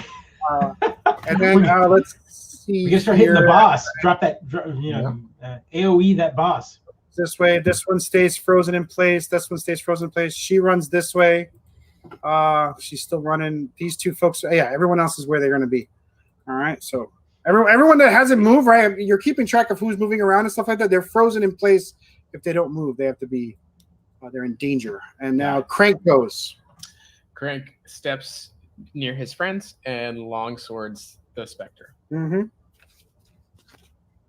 Oh, where'd it go? There. Big hit. 8 points of damage. Hit. Spectre died. Good. And that's the Spectre that just rolled a 21. And I need to get this order back in place. Crank just went, and now the Wraith goes. I was like, wait, doesn't the Wraith get to go? So what is the Wraith going to do? Let me just check its abilities. It pokes at people. It says, "Stop hitting me." Yeah, I believe it has a dagger and a level 1 dagger. Yep. A level 1 dagger of doom. No, that's fine. And it's more of a let me just murder the Lobies dagger. A +8 dagger to paladins? What is going on here? Since Cal is keeping it 1-5 in range, I'm gonna make it so you see it roll its attack. It murders that commoner. Which commoner? Which one? Poke it. One down south. Oh, right down here. Oh, it ran all the way man, down. it ran down. Yeah, 5. Down Yeah, south. it's not a dumb Wraith. It didn't. All right, and now Spectre. This Spectre whistles towards you in the rain and goes to life drain Cal. 13 does not hit. Nope. Cal, you're up. Well, goodness. So no one else can see the Wraith except me. There's some sort of jerk in front of me. Yes. So far, you. I'm just saying what I'm seeing. Well, if you've got enough spells, make sure not to waste all your like awesome divine like can't banish death things away on these specters. These are all fodder. I assure you, I don't have those. All right, I gotta kill this thing in front. I gotta kill the ad before I can get to the boss. So that's what I'm gonna do. Control the ad. Control the ads. DPS. Dots. All right, 13 hits, 11 points of damage. That's nice. Okay, and that is your turn. Yeah. All right, Tog, you're up. No, you know what? No, All right. I'm sorry. That's sorry. okay. I'm gonna draw this opportunity attack. It's fine, and I'm gonna move towards the Wraith. Love it. Because once you tag it, we all know it's there. Right. 21. Okay, and Crank's gonna intercept. Okay. Can you do that if I'm not? Yeah, I guess I was still there. You were right next to him. Mm-hmm. Reduce it by 6. So 4 points of necrotic damage as the shield deflects some of the touch, but not all of it. Good play, sir. Good play. Yes, that's an awesome play. Yeah, well so Crank is a Cavalier fighter, right? From the Cauldron, from Tasha's Cauldron of what the hell is that book called? Plenty? What is it called again? Book of Booty. Book of Plenty. Everything. Someone something of everything. Yeah, Tasha's Cauldron of everything. All right. So take your 10 Constitution saving throw anyway, Cal. So that's a Cavalier skill, right? Yeah, interception. Yeah. Deflection. Interception. So instead of adding to the armor class like a shield spell from a mage, the fighter just reduces the damage directly, which is actually a lot more powerful. Yeah. In general. Your Constitution saving throw, please, Steve, sometime this century. Well, what? Oh, yeah. Okay. No problem. And you make it. Tog, you're up. Hey. All right. I want to use an inspiration card to do something you're going to tell me no. Okay. I want to cast Unseen Servant. Okay. And have it go looking for where I think the wraith is, and once it like finds the wraith, just be like an annoying shadow to it. So put up the spell for Unseen Servant, please. I see Pedro rubbing his like You have a temples spell for called this one. Scene Servant? I'm willing to I was planning on moving forward 30 feet, then it can move 15 feet. And my thought of the human task it could do was to like be annoying as a human task. Or to like pull on the wraith's like cloak so we can see it. All right, yeah, sure. It specifically can't attack, which tells me I it don't want it to attack. I it just can't want do a helping action. So you're hoping that this unseen servant has to find. Yeah, it's not going to be very effective, is what I'm going to tell you to do, right? So it's going to require your action to make a perception check so the unseen servant can find this thing, because the unseen servant can't actually do anything except mentally commit. So you can interact with an object, fetching things, cleaning, mending, folding. So even if you like pull the wraith's cloak, there's no wraith for the unseen servant to see, right? So if you somehow make the wraith seeable, you can do this. You get what I'm saying? This was my plan on making the wraith seeable. Okay, go ahead. Unseen servant interacting with the wraith, we could then. Right, but the problem is you can't command something and send it to go do something when you can't see it, right? Yeah. So like, But I like this, right? So step one, you're spending an inspiration card. How does this unseen servant see the wraith? My thought is that that unseen servants and unseen wraiths, they're not like they're hidden by a magic veil. So And they're vibing on that same wavelength, bro. Exactly. The veil. Man, I hate that so much. But if we set that as a precedent, that's going to be a problem. Promise me you won't use it. You're speaking like an experienced DM there, Pedro. What's going on? Because here? now you're like, oh, my unseen servant's an invisibility detector, right? That's where we'll wind up being established in the lore if we do it this way. What if? I really think you have to see this thing first, Adam, just because you guys are jerks and you're going to break the game. Okay. What if? I mean, Steve's got an idea. Steve's got an idea. Yeah, go ahead, Steve. It's been raining. All this dirt is mud. What if Todd casts Unseen Servant so that the Unseen Servant can get at the wraith, much more safely than he can. And Cal's running towards the wraith, and she's like, there. And Todd's like, I'm gonna cast Unseen Servant, and Cal's like, throw mud right there. Throw the mud right there. Yes. Make it visible. Digital high five. That's fair. All right, you know what? I will accept that where the unseen servant can be commanded to lift up mud. And the only reason we can't break this or use this against you and other combat forms is because we already have one player that can see it.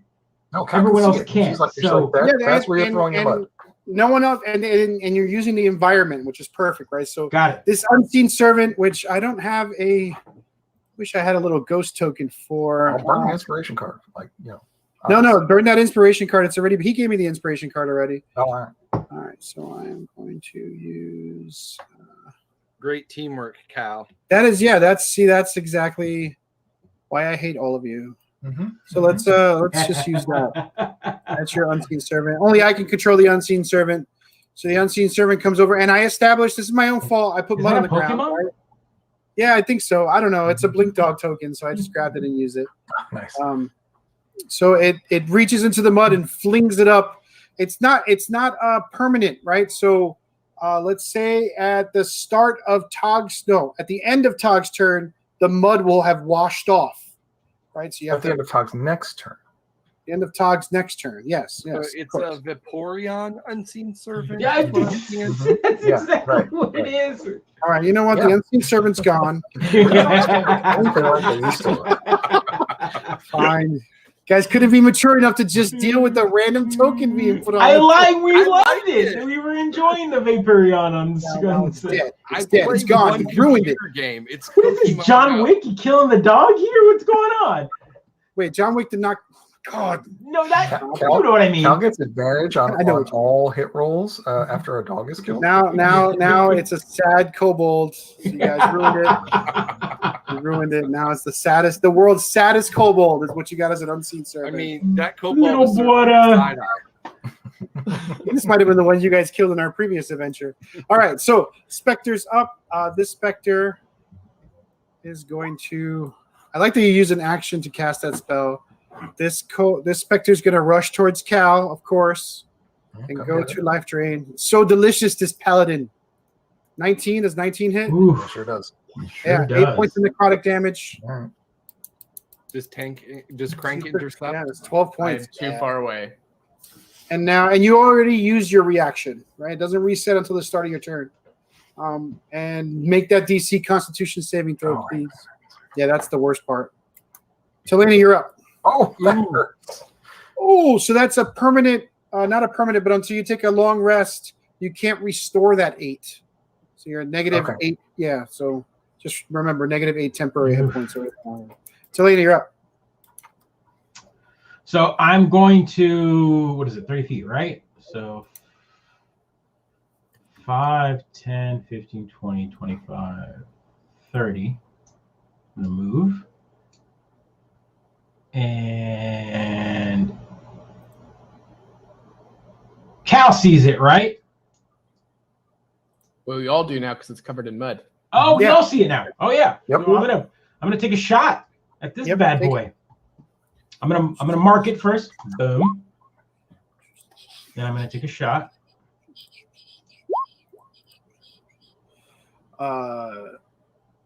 Yeah, that hits. right. 8 points of damage plus 4, 12. Yeah, 12 plus 4, 12. Okay, and then it hasn't been hit yet, so I can't Colossal Slayer it. But It has. oh, it has. Well, then it gets another point of damage. Oh. At 1. So- Oh. I didn't hear you say you were using a silver arrow, so this is a normal arrow, right? Yes, you're going to call me on that one, so fair I'm enough. going to call you on it. So, enough. and this is a lesson for everybody, right? This is the Sure, perfect sure, experience sure, for fighting sure. characters. And this arrow actually hits it, and you see it just go right through. No damage at all as it goes right through. If I read this correctly, no, wrong. So half damage. So Half damage, 12 all right. Yeah. You're like, oh shit, we're gonna die. All right. And now Crank, you are up. Oh no, So top of the order. I want to emphasize that everyone's reading the room here, and Talena takes the shot and notices the arrow does not do full damage, right? It It's just sort of one- shakes it off. just shakes it off, and I'm like, I turn to look at everybody, and I hopefully, as my look is like, hey, like You can use shout the something. weapons. Yeah, we're like, oh, dip. Telena's giving it only does half damage look. Yeah, it's like my shit ain't working all the way. Got resistance. All right. The other ones, all the other ones are frozen in place. So that's the way I sort of played these goons. This one's still running. All right. Crank, now you are up. Okay, so Crank's gonna disengage from this specter. All right. Full action. 1, Yep. 2, 3, 4, 5. Mm-hmm.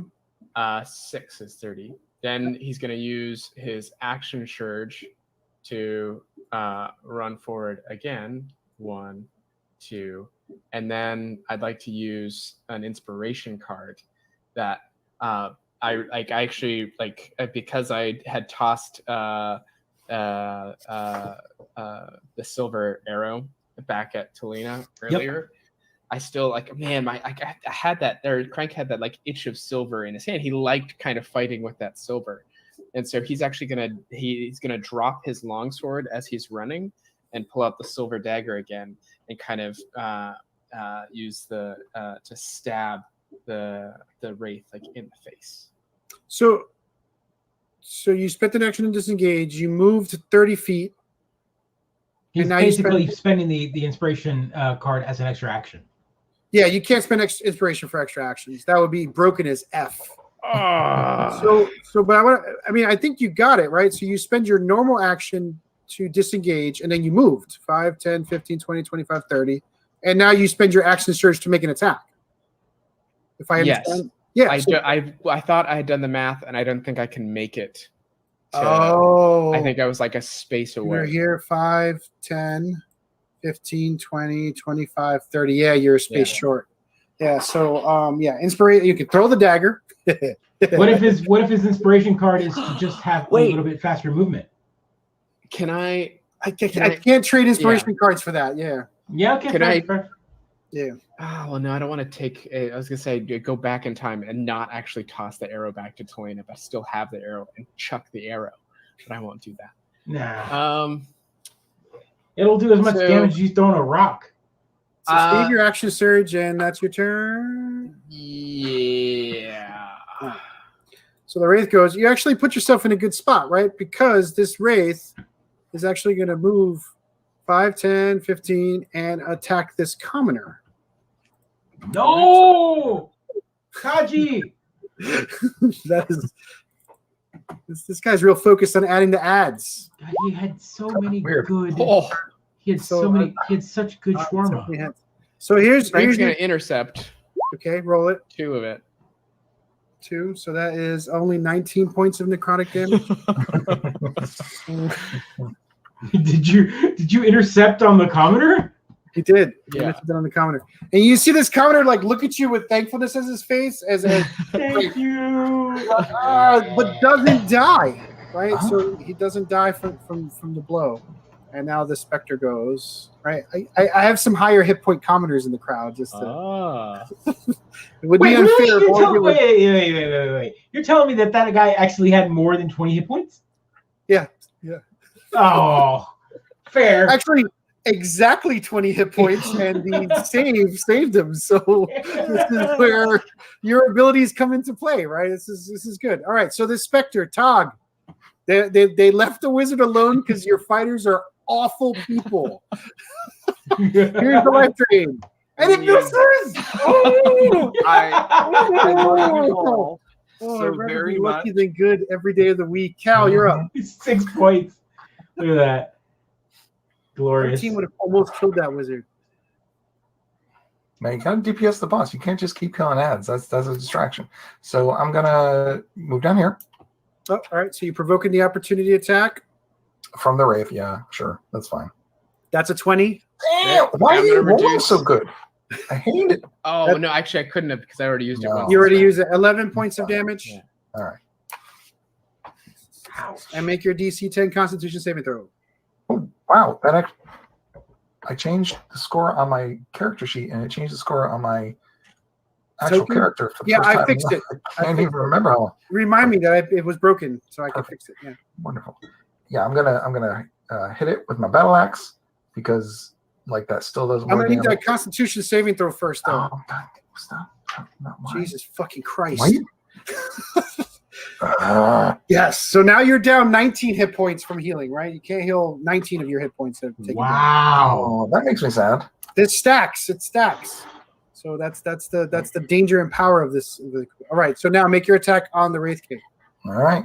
Half my battle axe damage is still better than all the silver dagger damage. So 16 hits. that, and I'm on divine smite. Oh! There we go. That's what I was waiting on. I was waiting on something like that. All right, and Well, I it's 11 can't do it o'clock. from my Right? sheet, so it's 2d8 2d8 radiant damage. So Can you describe that for me, Steve? Well, Cal, I mean, this is an undead wraith. Cal's like, I am a paladin. I have an axe in one hand. I have a shield in the other hand. You are a wraith, and all I want to do with my axe is dead the undead. Dead the undead. It's fair. I'm a cut that U and the N right off of you. For 13 points of radiant damage. So that's a decent amount of damage. The wraith is definitely going to feel it. So let's see here. Damage resistance, damage immunity, damage condition immunity. Oh, but it's not weak to radiant. That's interesting. All right, so it does take 3 plus 13, 16 points of damage. Wow. Oh, nice. Good That's why you job. bring a paladin to fight undead. That's right. Not quite Not a cleric, but dead, right? So then Tog, you're up. All right. Thanks for leaving me all alone, and with now just 11 hit points. Love you all. you're welcome. You can't die. There's a lot going on here. Yeah, but I can like wind up with like a necrotic. Wait, you didn't take shoulder. any damage. I missed you there, Tog. Yeah, you missed. I missed. Blow this thing up. Yeah, you All should right. have. You should have full life. Awesome. I'll be right The back. wizard lives to fight another day. I'm gonna Melf's acid arrow this thing. There's what it does. That's a ranged attack. Oh no, just a target within range. Yeah. Oh, ranged spell attack. So the one next to you is going to be at disadvantage. I'm not gonna Melf's acid arrow. Actually, yeah. Joe, your range attack should have been at disadvantage as well. But you actually rolled a 20 and 22, right? Ranged attacks are all at disadvantage because of the raid. So I'm just gonna do Oh. the classic wizard magic missile. Magic missile 1, 2, 3.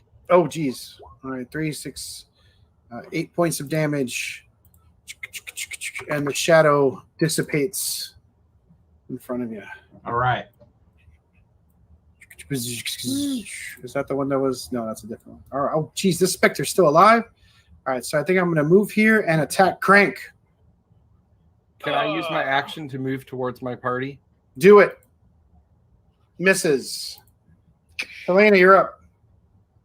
All right. So Telena is going to attack big boy right here, and it's at disadvantage, right? With a range attack, correct. The range attack. So he's already marked. So Missed. missed. Yeah. Even without any sort of advantage, you would have missed that shot. Yeah. Wait. Am I clicking the right guy? Yeah. Yeah. And you rolled a 12. You missed by 1. Craig, Right. He's got it. Give it to him. Give it to him. Give it to this guy. boom, All right. with a silver arrow. This time. So this time with the silver arrow, 8 Yes. points of damage. Give me your mark damage. My mark damage is 3, and my Colossus Slayer is 6. So it's 11, Nice. 17 points of damage. My king's hurting. I think I know what's happening here. Jordan, can you talk? And I'm gonna, Yeah, I'm gonna, here. Testing. I'm gonna, I kind of want to yell. Oh no! Wait, no, he's got to be in here before I use a Lord of the Rings reference. Oh no. Yes. I can't use a Lord of the Rings reference without Pedro in here. I mean, that would just be wrong to do. I know. It's only fair. I do appreciate that he has Mr. Badger as his avatar. Of course. Spirit animal. We're back to. Have we determined if Mr. Badger is a honey badger? Yeah, he doesn't give a fuck. Yeah. Hey, Steve, where's your Dr. Horrible wig? I need the technical difficulties picture whenever that goes up. I lied. Are you I'm back? just gonna admit. I'm Yeah, I'm back. I All right, apologize. let me refresh I mine. think I discovered where the bug is when I steal a card from a player. So Oh, weird. I apologize. I love that. All right, Everyone- so as you steal a card from a player, I want to make sure that as my attack was going through, I yell out, "I am no man." What? Oh Lord! -1. -1. And then the wraith heals back up to full. That's And weird, also, right? what's it called? I do not like. Thelonious appears out of nowhere and Can you not see me also yet, Jordan? stabs the wraith with a knife Perfect. What? in the back. Is that of the scene. that's the Boba Fett helmet? Is that what that is? That's Yeah. my Mando helmet. Your Mando helmet. That's it. That's it. Who knows who Mando is anymore? Can you all? And it is hear Crank's Pedro? turn as. Mhm. Yes, we can Oh, all hear. all right. You might need to reset.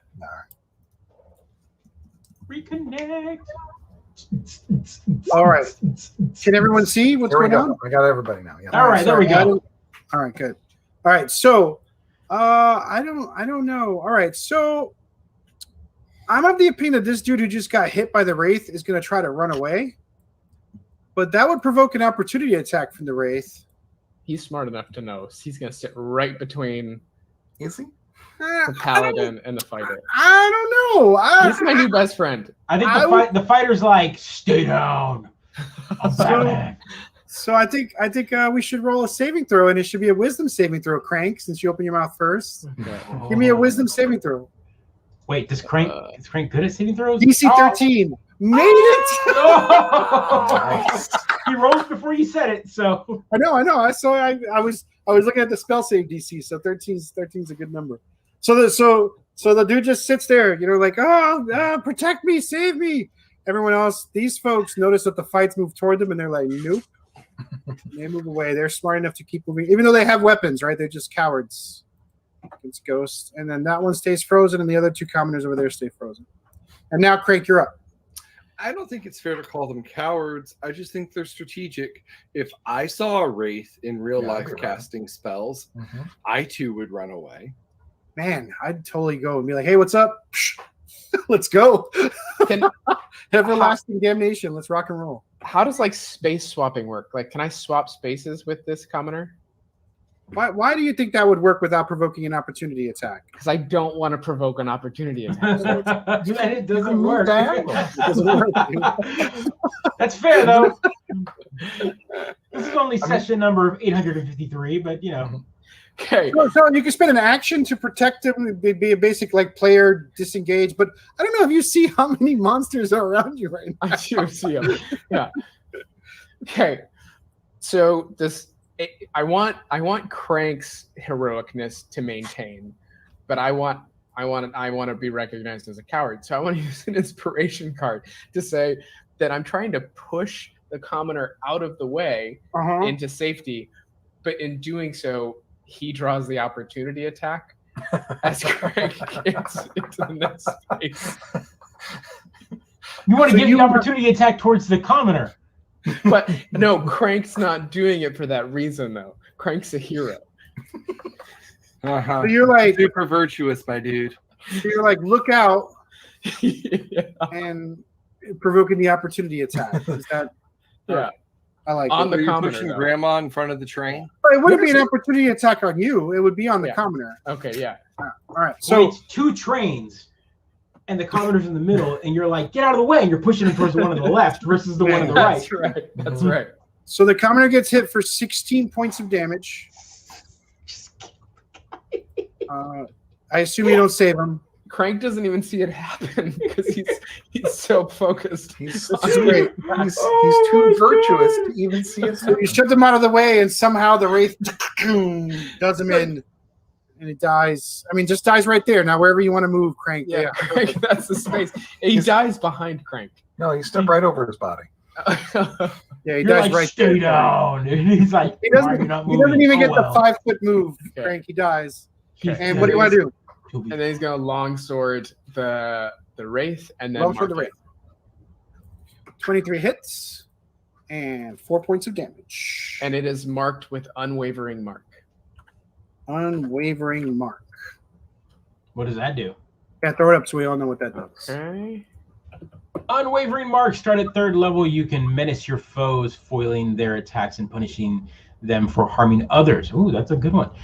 When you hit a creature with a melee weapon attack, you can mark the creature until the end of your next turn. This effect ends early if you are incapacitated or you die, or if someone else marks the creature. It's already marked, by the way. So I marked it with mine. Does it supersede mine, or does it matter? I say they stack. Double mark, double rainbow. Oh, interesting. What does your mark say? Um, I've never had 2 marks before. I think you might only be able, I think that might be a new thing that you can't double mark, but you choose a Your mark- creature, says mystical mark is your quarry until the spell ends. You deal an extra 1d6 to your target whenever you hit. it's double mark. Yeah, because it doesn't. My mark doesn't say that it's negated by another mark. Interesting. Okay. So essentially, within 5 feet, a creature marked by you has a disadvantage on any attack roll. Okay, so it rolls a disadvantage. And it's nuts more than that. My mark. In addition, If to it deals- creature if marked it- by yeah. you deals damage to anyone. D&D5e.info says that you can do a twinned double mark. Yeah, it looks like if you have different kinds of marks as a cavalier, I don't know if you have other kinds of marks at later levels. Maybe, Mhm. yeah, I don't know. Yeah, that you can't double mark, or if someone else double marks. I think that's what it is, to prevent you from unwavering mark multiple times on the same target. Right. You have an advantage on the attack roll, and if it hits, the attack's weapon deals extra damage to the target Love it. equal to. Okay, So cool. it is now blue marked. And just yellow remember that it's marked. And yellow, yeah, it has both, right? Yep. All right, Crank, you did the mark. Now the Wraith. What is the Wraith going to do? The Wraith is going to attack Crank. All right. Angered at the strike, it is going to hit you with a 22. That hits. 14 points of damage. And please make a DC 14 Constitution saving throw. Nope. You I'm fail gonna, it. I'm gonna intercept. Wait, what does intercept mean? Oh, you've got that too? Mhm. Oh, Well, it's nice. different. When a creature No, it's can the same see, one. When a creature you see hits a target other than you within 5 feet of you with an attack, you can use your reaction to reduce the damage the target takes by 1d10. so roll that D10. Oh my god! So it's different. So it's not a half. It's just you actually have to roll for it. No, Crank has to roll for it too. Yeah, it's the same. No, yeah, you rolled the D10. Yeah. Yeah. Right. And it's D10 So plus, we got 2 plus interceptors. That's pretty 2. sweet. That Yeah. is pretty sweet. Should be plus. Is it a +2, not 3 at 4th level? 1d10 plus your proficiency bonus. No, my proficiency bonus is 2. Oh, I guess when you reach 5th, it gets to +3 maybe. Okay. Right. 1d10 plus. Whoops. 2. Yeah, I mean, Whew. So ain't you move by nothing. 4, so you take 10 points of necrotic damage, Crank. But remember that your hit points are permanently reduced by 10 until you take a long rest. Yeah. Can't shake the nightmares from the Wraith. This is a flashback though. So Yeah. Oh, I forgot to mention that you see the at the start of the round, Crank was at the start of the round. So the clouds actually start to open, right? So the sun is starting to beam through. And the rain is like just right away starting to dry up. So at the end of the round, the rain will be gone. And that's the Wraith's turn. Spectre's up. Which Spectre is this? Is this a dead Spectre? I think there was a dead one, right? Because you didn't add another one. Not this round, but there's 2 on the board. So this one will attack. Let's attack Crank. Why not? Mhm. With his silver dagger. 13 misses. Boom, no. And this one moves over and attacks Crank as well. so I only get the 1 reaction, right? Yeah, you only get the 1 reaction. Yeah. And the 9 Ah. misses. Nothing doing. All right, Cal, Deep Rivers, you go. All right. I am going to cleave this stupid wraith. Smite it. Oh. I don't know why. Oh, because I see. Oh, that's how that works. Ignore. I'm not going to divine smite. Well, maybe you know what? I am going to divine smite. That's pretty It sweet. looks like you did. So Yeah, it looks. You know what? I absolutely. Yeah. 24 points of damage. That's absolutely what's happening. Yeah. is that? I mean, that's 19 points of damage, right? So I didn't get the Wraith to get away. So Oh, half damage from the. Yeah. Yeah, half damage from the regular weapon. Right. So tell me how you destroy this wraith. Oh, is it dead? Yeah, With- that was enough damage. Damn it. with decisively.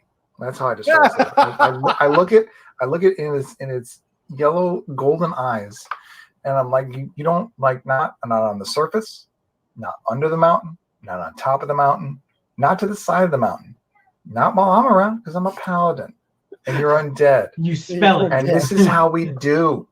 And it like rolls its eyes before it You're like, disappears. oh, Yeah, good. God. Yeah. Roll your eyes. Do what you Roll your eyes do. all the way back to whatever plane you come from. It dies, and the specters it summoned dissipate as well. So I got a question real quick, just Yeah. because my next action, I wanted to know what would have happened if the wraith was still alive and I had burned the desecrated area. Oh, well, I mean, there's a role play moment here, right? What do you want to do? You don't know about the desecrated area for the record till they I don't. I mean, it's marked, and Is it still- I thought Cal would have referenced it, that there's something over there that's evil. I mean, Cal was so busy pointing out the Wraith King, right? That's Okay, a fair, different. fair. If it still registers to me, I'll be like, Can I hop in? that's an evil bush. That's It's a shrubbery, okay? so the Wraith King sort of All disappears bush can be evil. almost as soon as the rain falls, right? So that the rain stops, the Wraith King radiant damage itself into dissipation. Dust and dirt and foulness disappears from your nose, Cal. But you still have that ringing feeling, that dirty feeling of that desecrated space in the tree over there. As all of the commoners kind of like look around, shocked at what's going on, the rain, the mud already starting to dry up from the sun. What do you want to do? Players, what do you want to do, right? We're out of combat. Can I hop in? Yeah, absolutely. Yeah, John. go for it, man. So if Callie is willing to tell us about the desecrated area, and I'm happy to burn yet another inspiration card for this, I want to investigate that area to see if it can't help us locate our missing shaman Amini. All right. So I'll burn And connect an this inspiration back to card my to help you with art it. To be team. like, yeah, no, that's. it's let not me a just- converted inspiration card, everyone, right? All right. So, Let me describe this evil Yeah. in as much detail as yeah. So you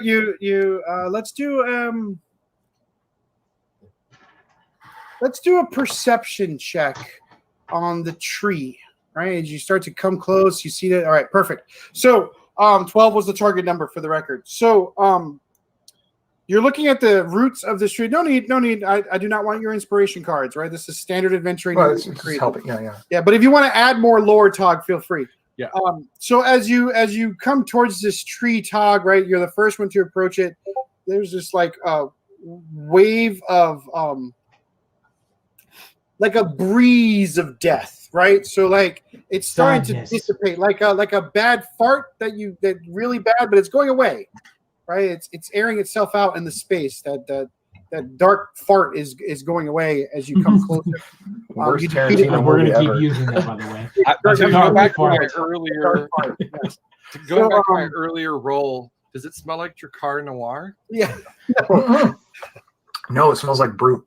That's how evil it is. So It's like tag you body see- spray. embedded into the tree, right? That it's weird that no one else notices this, but the tree has embedded into it jawbones sort of stuck all into the tree, kind of grown into this tree. And you can see Todd, you immediately know from the freshness of one of the bones stuck in there. Maybe the shaman has a tattoo of Grimulch's, the lower black jaw is painted black, maybe. And the skin's still on it, and you can see that black jaw is buried in there, right? Oh man, So, it's a jawbone tree. Yeah, it's a fucking jawbone tree. So let's Jawbone tree. Every time, I always run into jawbone trees. I'm going to keep this note, right? Because this is where we're going to end the adventure. And if like people were tuning into the show and they tune in 2 weeks, right, they're going to be like, "What the fuck?" This is how we do flashbacks, right? If players want to keep that story going, in another flashback, we'll keep that story going. We'll keep that lore of this particular moment going. In the So show. jawbones in trees, that? huh? Jawbone is ready. Yeah, Or is I'm that curious Sawbones? about what my Bluetooth signal's like right now. because of the jaw. Bluetooth. Oh wow. Oh. Boo. No, but the serious like D&D thing I would want to do is, if we have time, my player would like to remove the jawbone jaw of a meanie to be taken to be buried by the orcs, and I would like to. I figured that would happen if we undesecrate this spot, right? Because if we don't undesecrate it, more death happens. So that's what y'all want to do. You want to undesecrate the spot. Yes. Right. So if we ever come back to the space, we can talk about the repercussions of that, right? Yeah, because I want to undesecrate the space, and I think it's important to take back to Brood and say, we found your shaman here. Here's what's left of them, right? This is a piece of your community, and a person that you love, like you can, an orc that you love, and you can, bury them and give them funeral rites. Yeah, we established in the canon that the orcs are not like always brutes. They're civilized in their own way, right? So they can be lovers. Oh my god! Everyone take 2 psychic damage. All right, so end of session fun. For anyone still watching, this is what we do, right? For end of session, we have the players hand out MVP or play of the game inspiration cards, and then the DM is allowed to award inspiration cards at his, where the points doesn't matter, is to hand out inspiration cards as he wants. So what do the players think? What do we think is the moment of the game, play of the game, player of the game? No one likes to talk about themselves. Everyone's so shy about it. Yeah, no. I think Cal using the spell. What is it? Divine Sense. Yeah, Divine was Sense. That was way MVP. too. That was the epic of it. That was way too like way too powerful, way too on the nose in the good way, right? For that moment where the DM's that was perfect. Yeah. Sometimes I forget that paladins have that cool detect evil power at will. So, Cal, take an inspiration card for the awesome use of Divine Sense. Damn it, I'm trying to get rid of these inspiration cards. You want to do anything else? Anyone else want a card? I want to give one to Talena for all the good rolls. And I'm maxed out. I'm at 4. Talena is maxed out. Yeah, so maxed out. But I'm willing to, if you like a good World of Warcraft hunter, Joe does not use his resources for nobody. Yeah. I think Talk should get one. Well, I think everyone. What I've been enjoying about the party has been that our party has just been so giving on the. I'm going to burn an inspiration card. I'm like, okay. I'm like, if you're going to pick up the tab, I'll let you pick up the tab. Just like a good hunter in the World of Warcraft. I think it's like I'm willing to pay, but everyone just keeps paying for me. And I'm like, well, okay. So I'd like to give one to Todd for pushing the orc storyline as much as he can, as hard for as just coming up with it. For being like, hey, remember this bravo, orc? I want to talk to this orc. So keeping it there. It really helped me to hone the ideas and hooks I had for this particular one shot. So solid one. So take a card, Tog, and inspiration. And it looked like you were going to say something, Crank. No, I loved it too, because I came in thinking, well, we want to do something. Can and then Adam put all the names. Can we give an inspiration card to Crank for writing a mechanical for establishing in the lore what is it, mechanical werebear? What do we? Oh, that thing's coming back. I mean, yeah, it's definitely coming back. And like, there's a player part of me that was like, of course we have to give him an inspiration card. Of course we have to. So grant him an inspiration card for the. I want to reward that kind of world building. Yeah. I hate it. So well done, everybody. Fantastic question. Thank you for anybody who watched. I hope you had fun. Yeah. Thanks so much. I'm gonna end the stream now, folks. I appreciate for watching. It's a 2-hour and 18-minute stream. If you watched, you watched. If you didn't, well, thank you so much. Like, subscribe, share. We'll do this again. This has been fun. Take care, everyone. Thanks.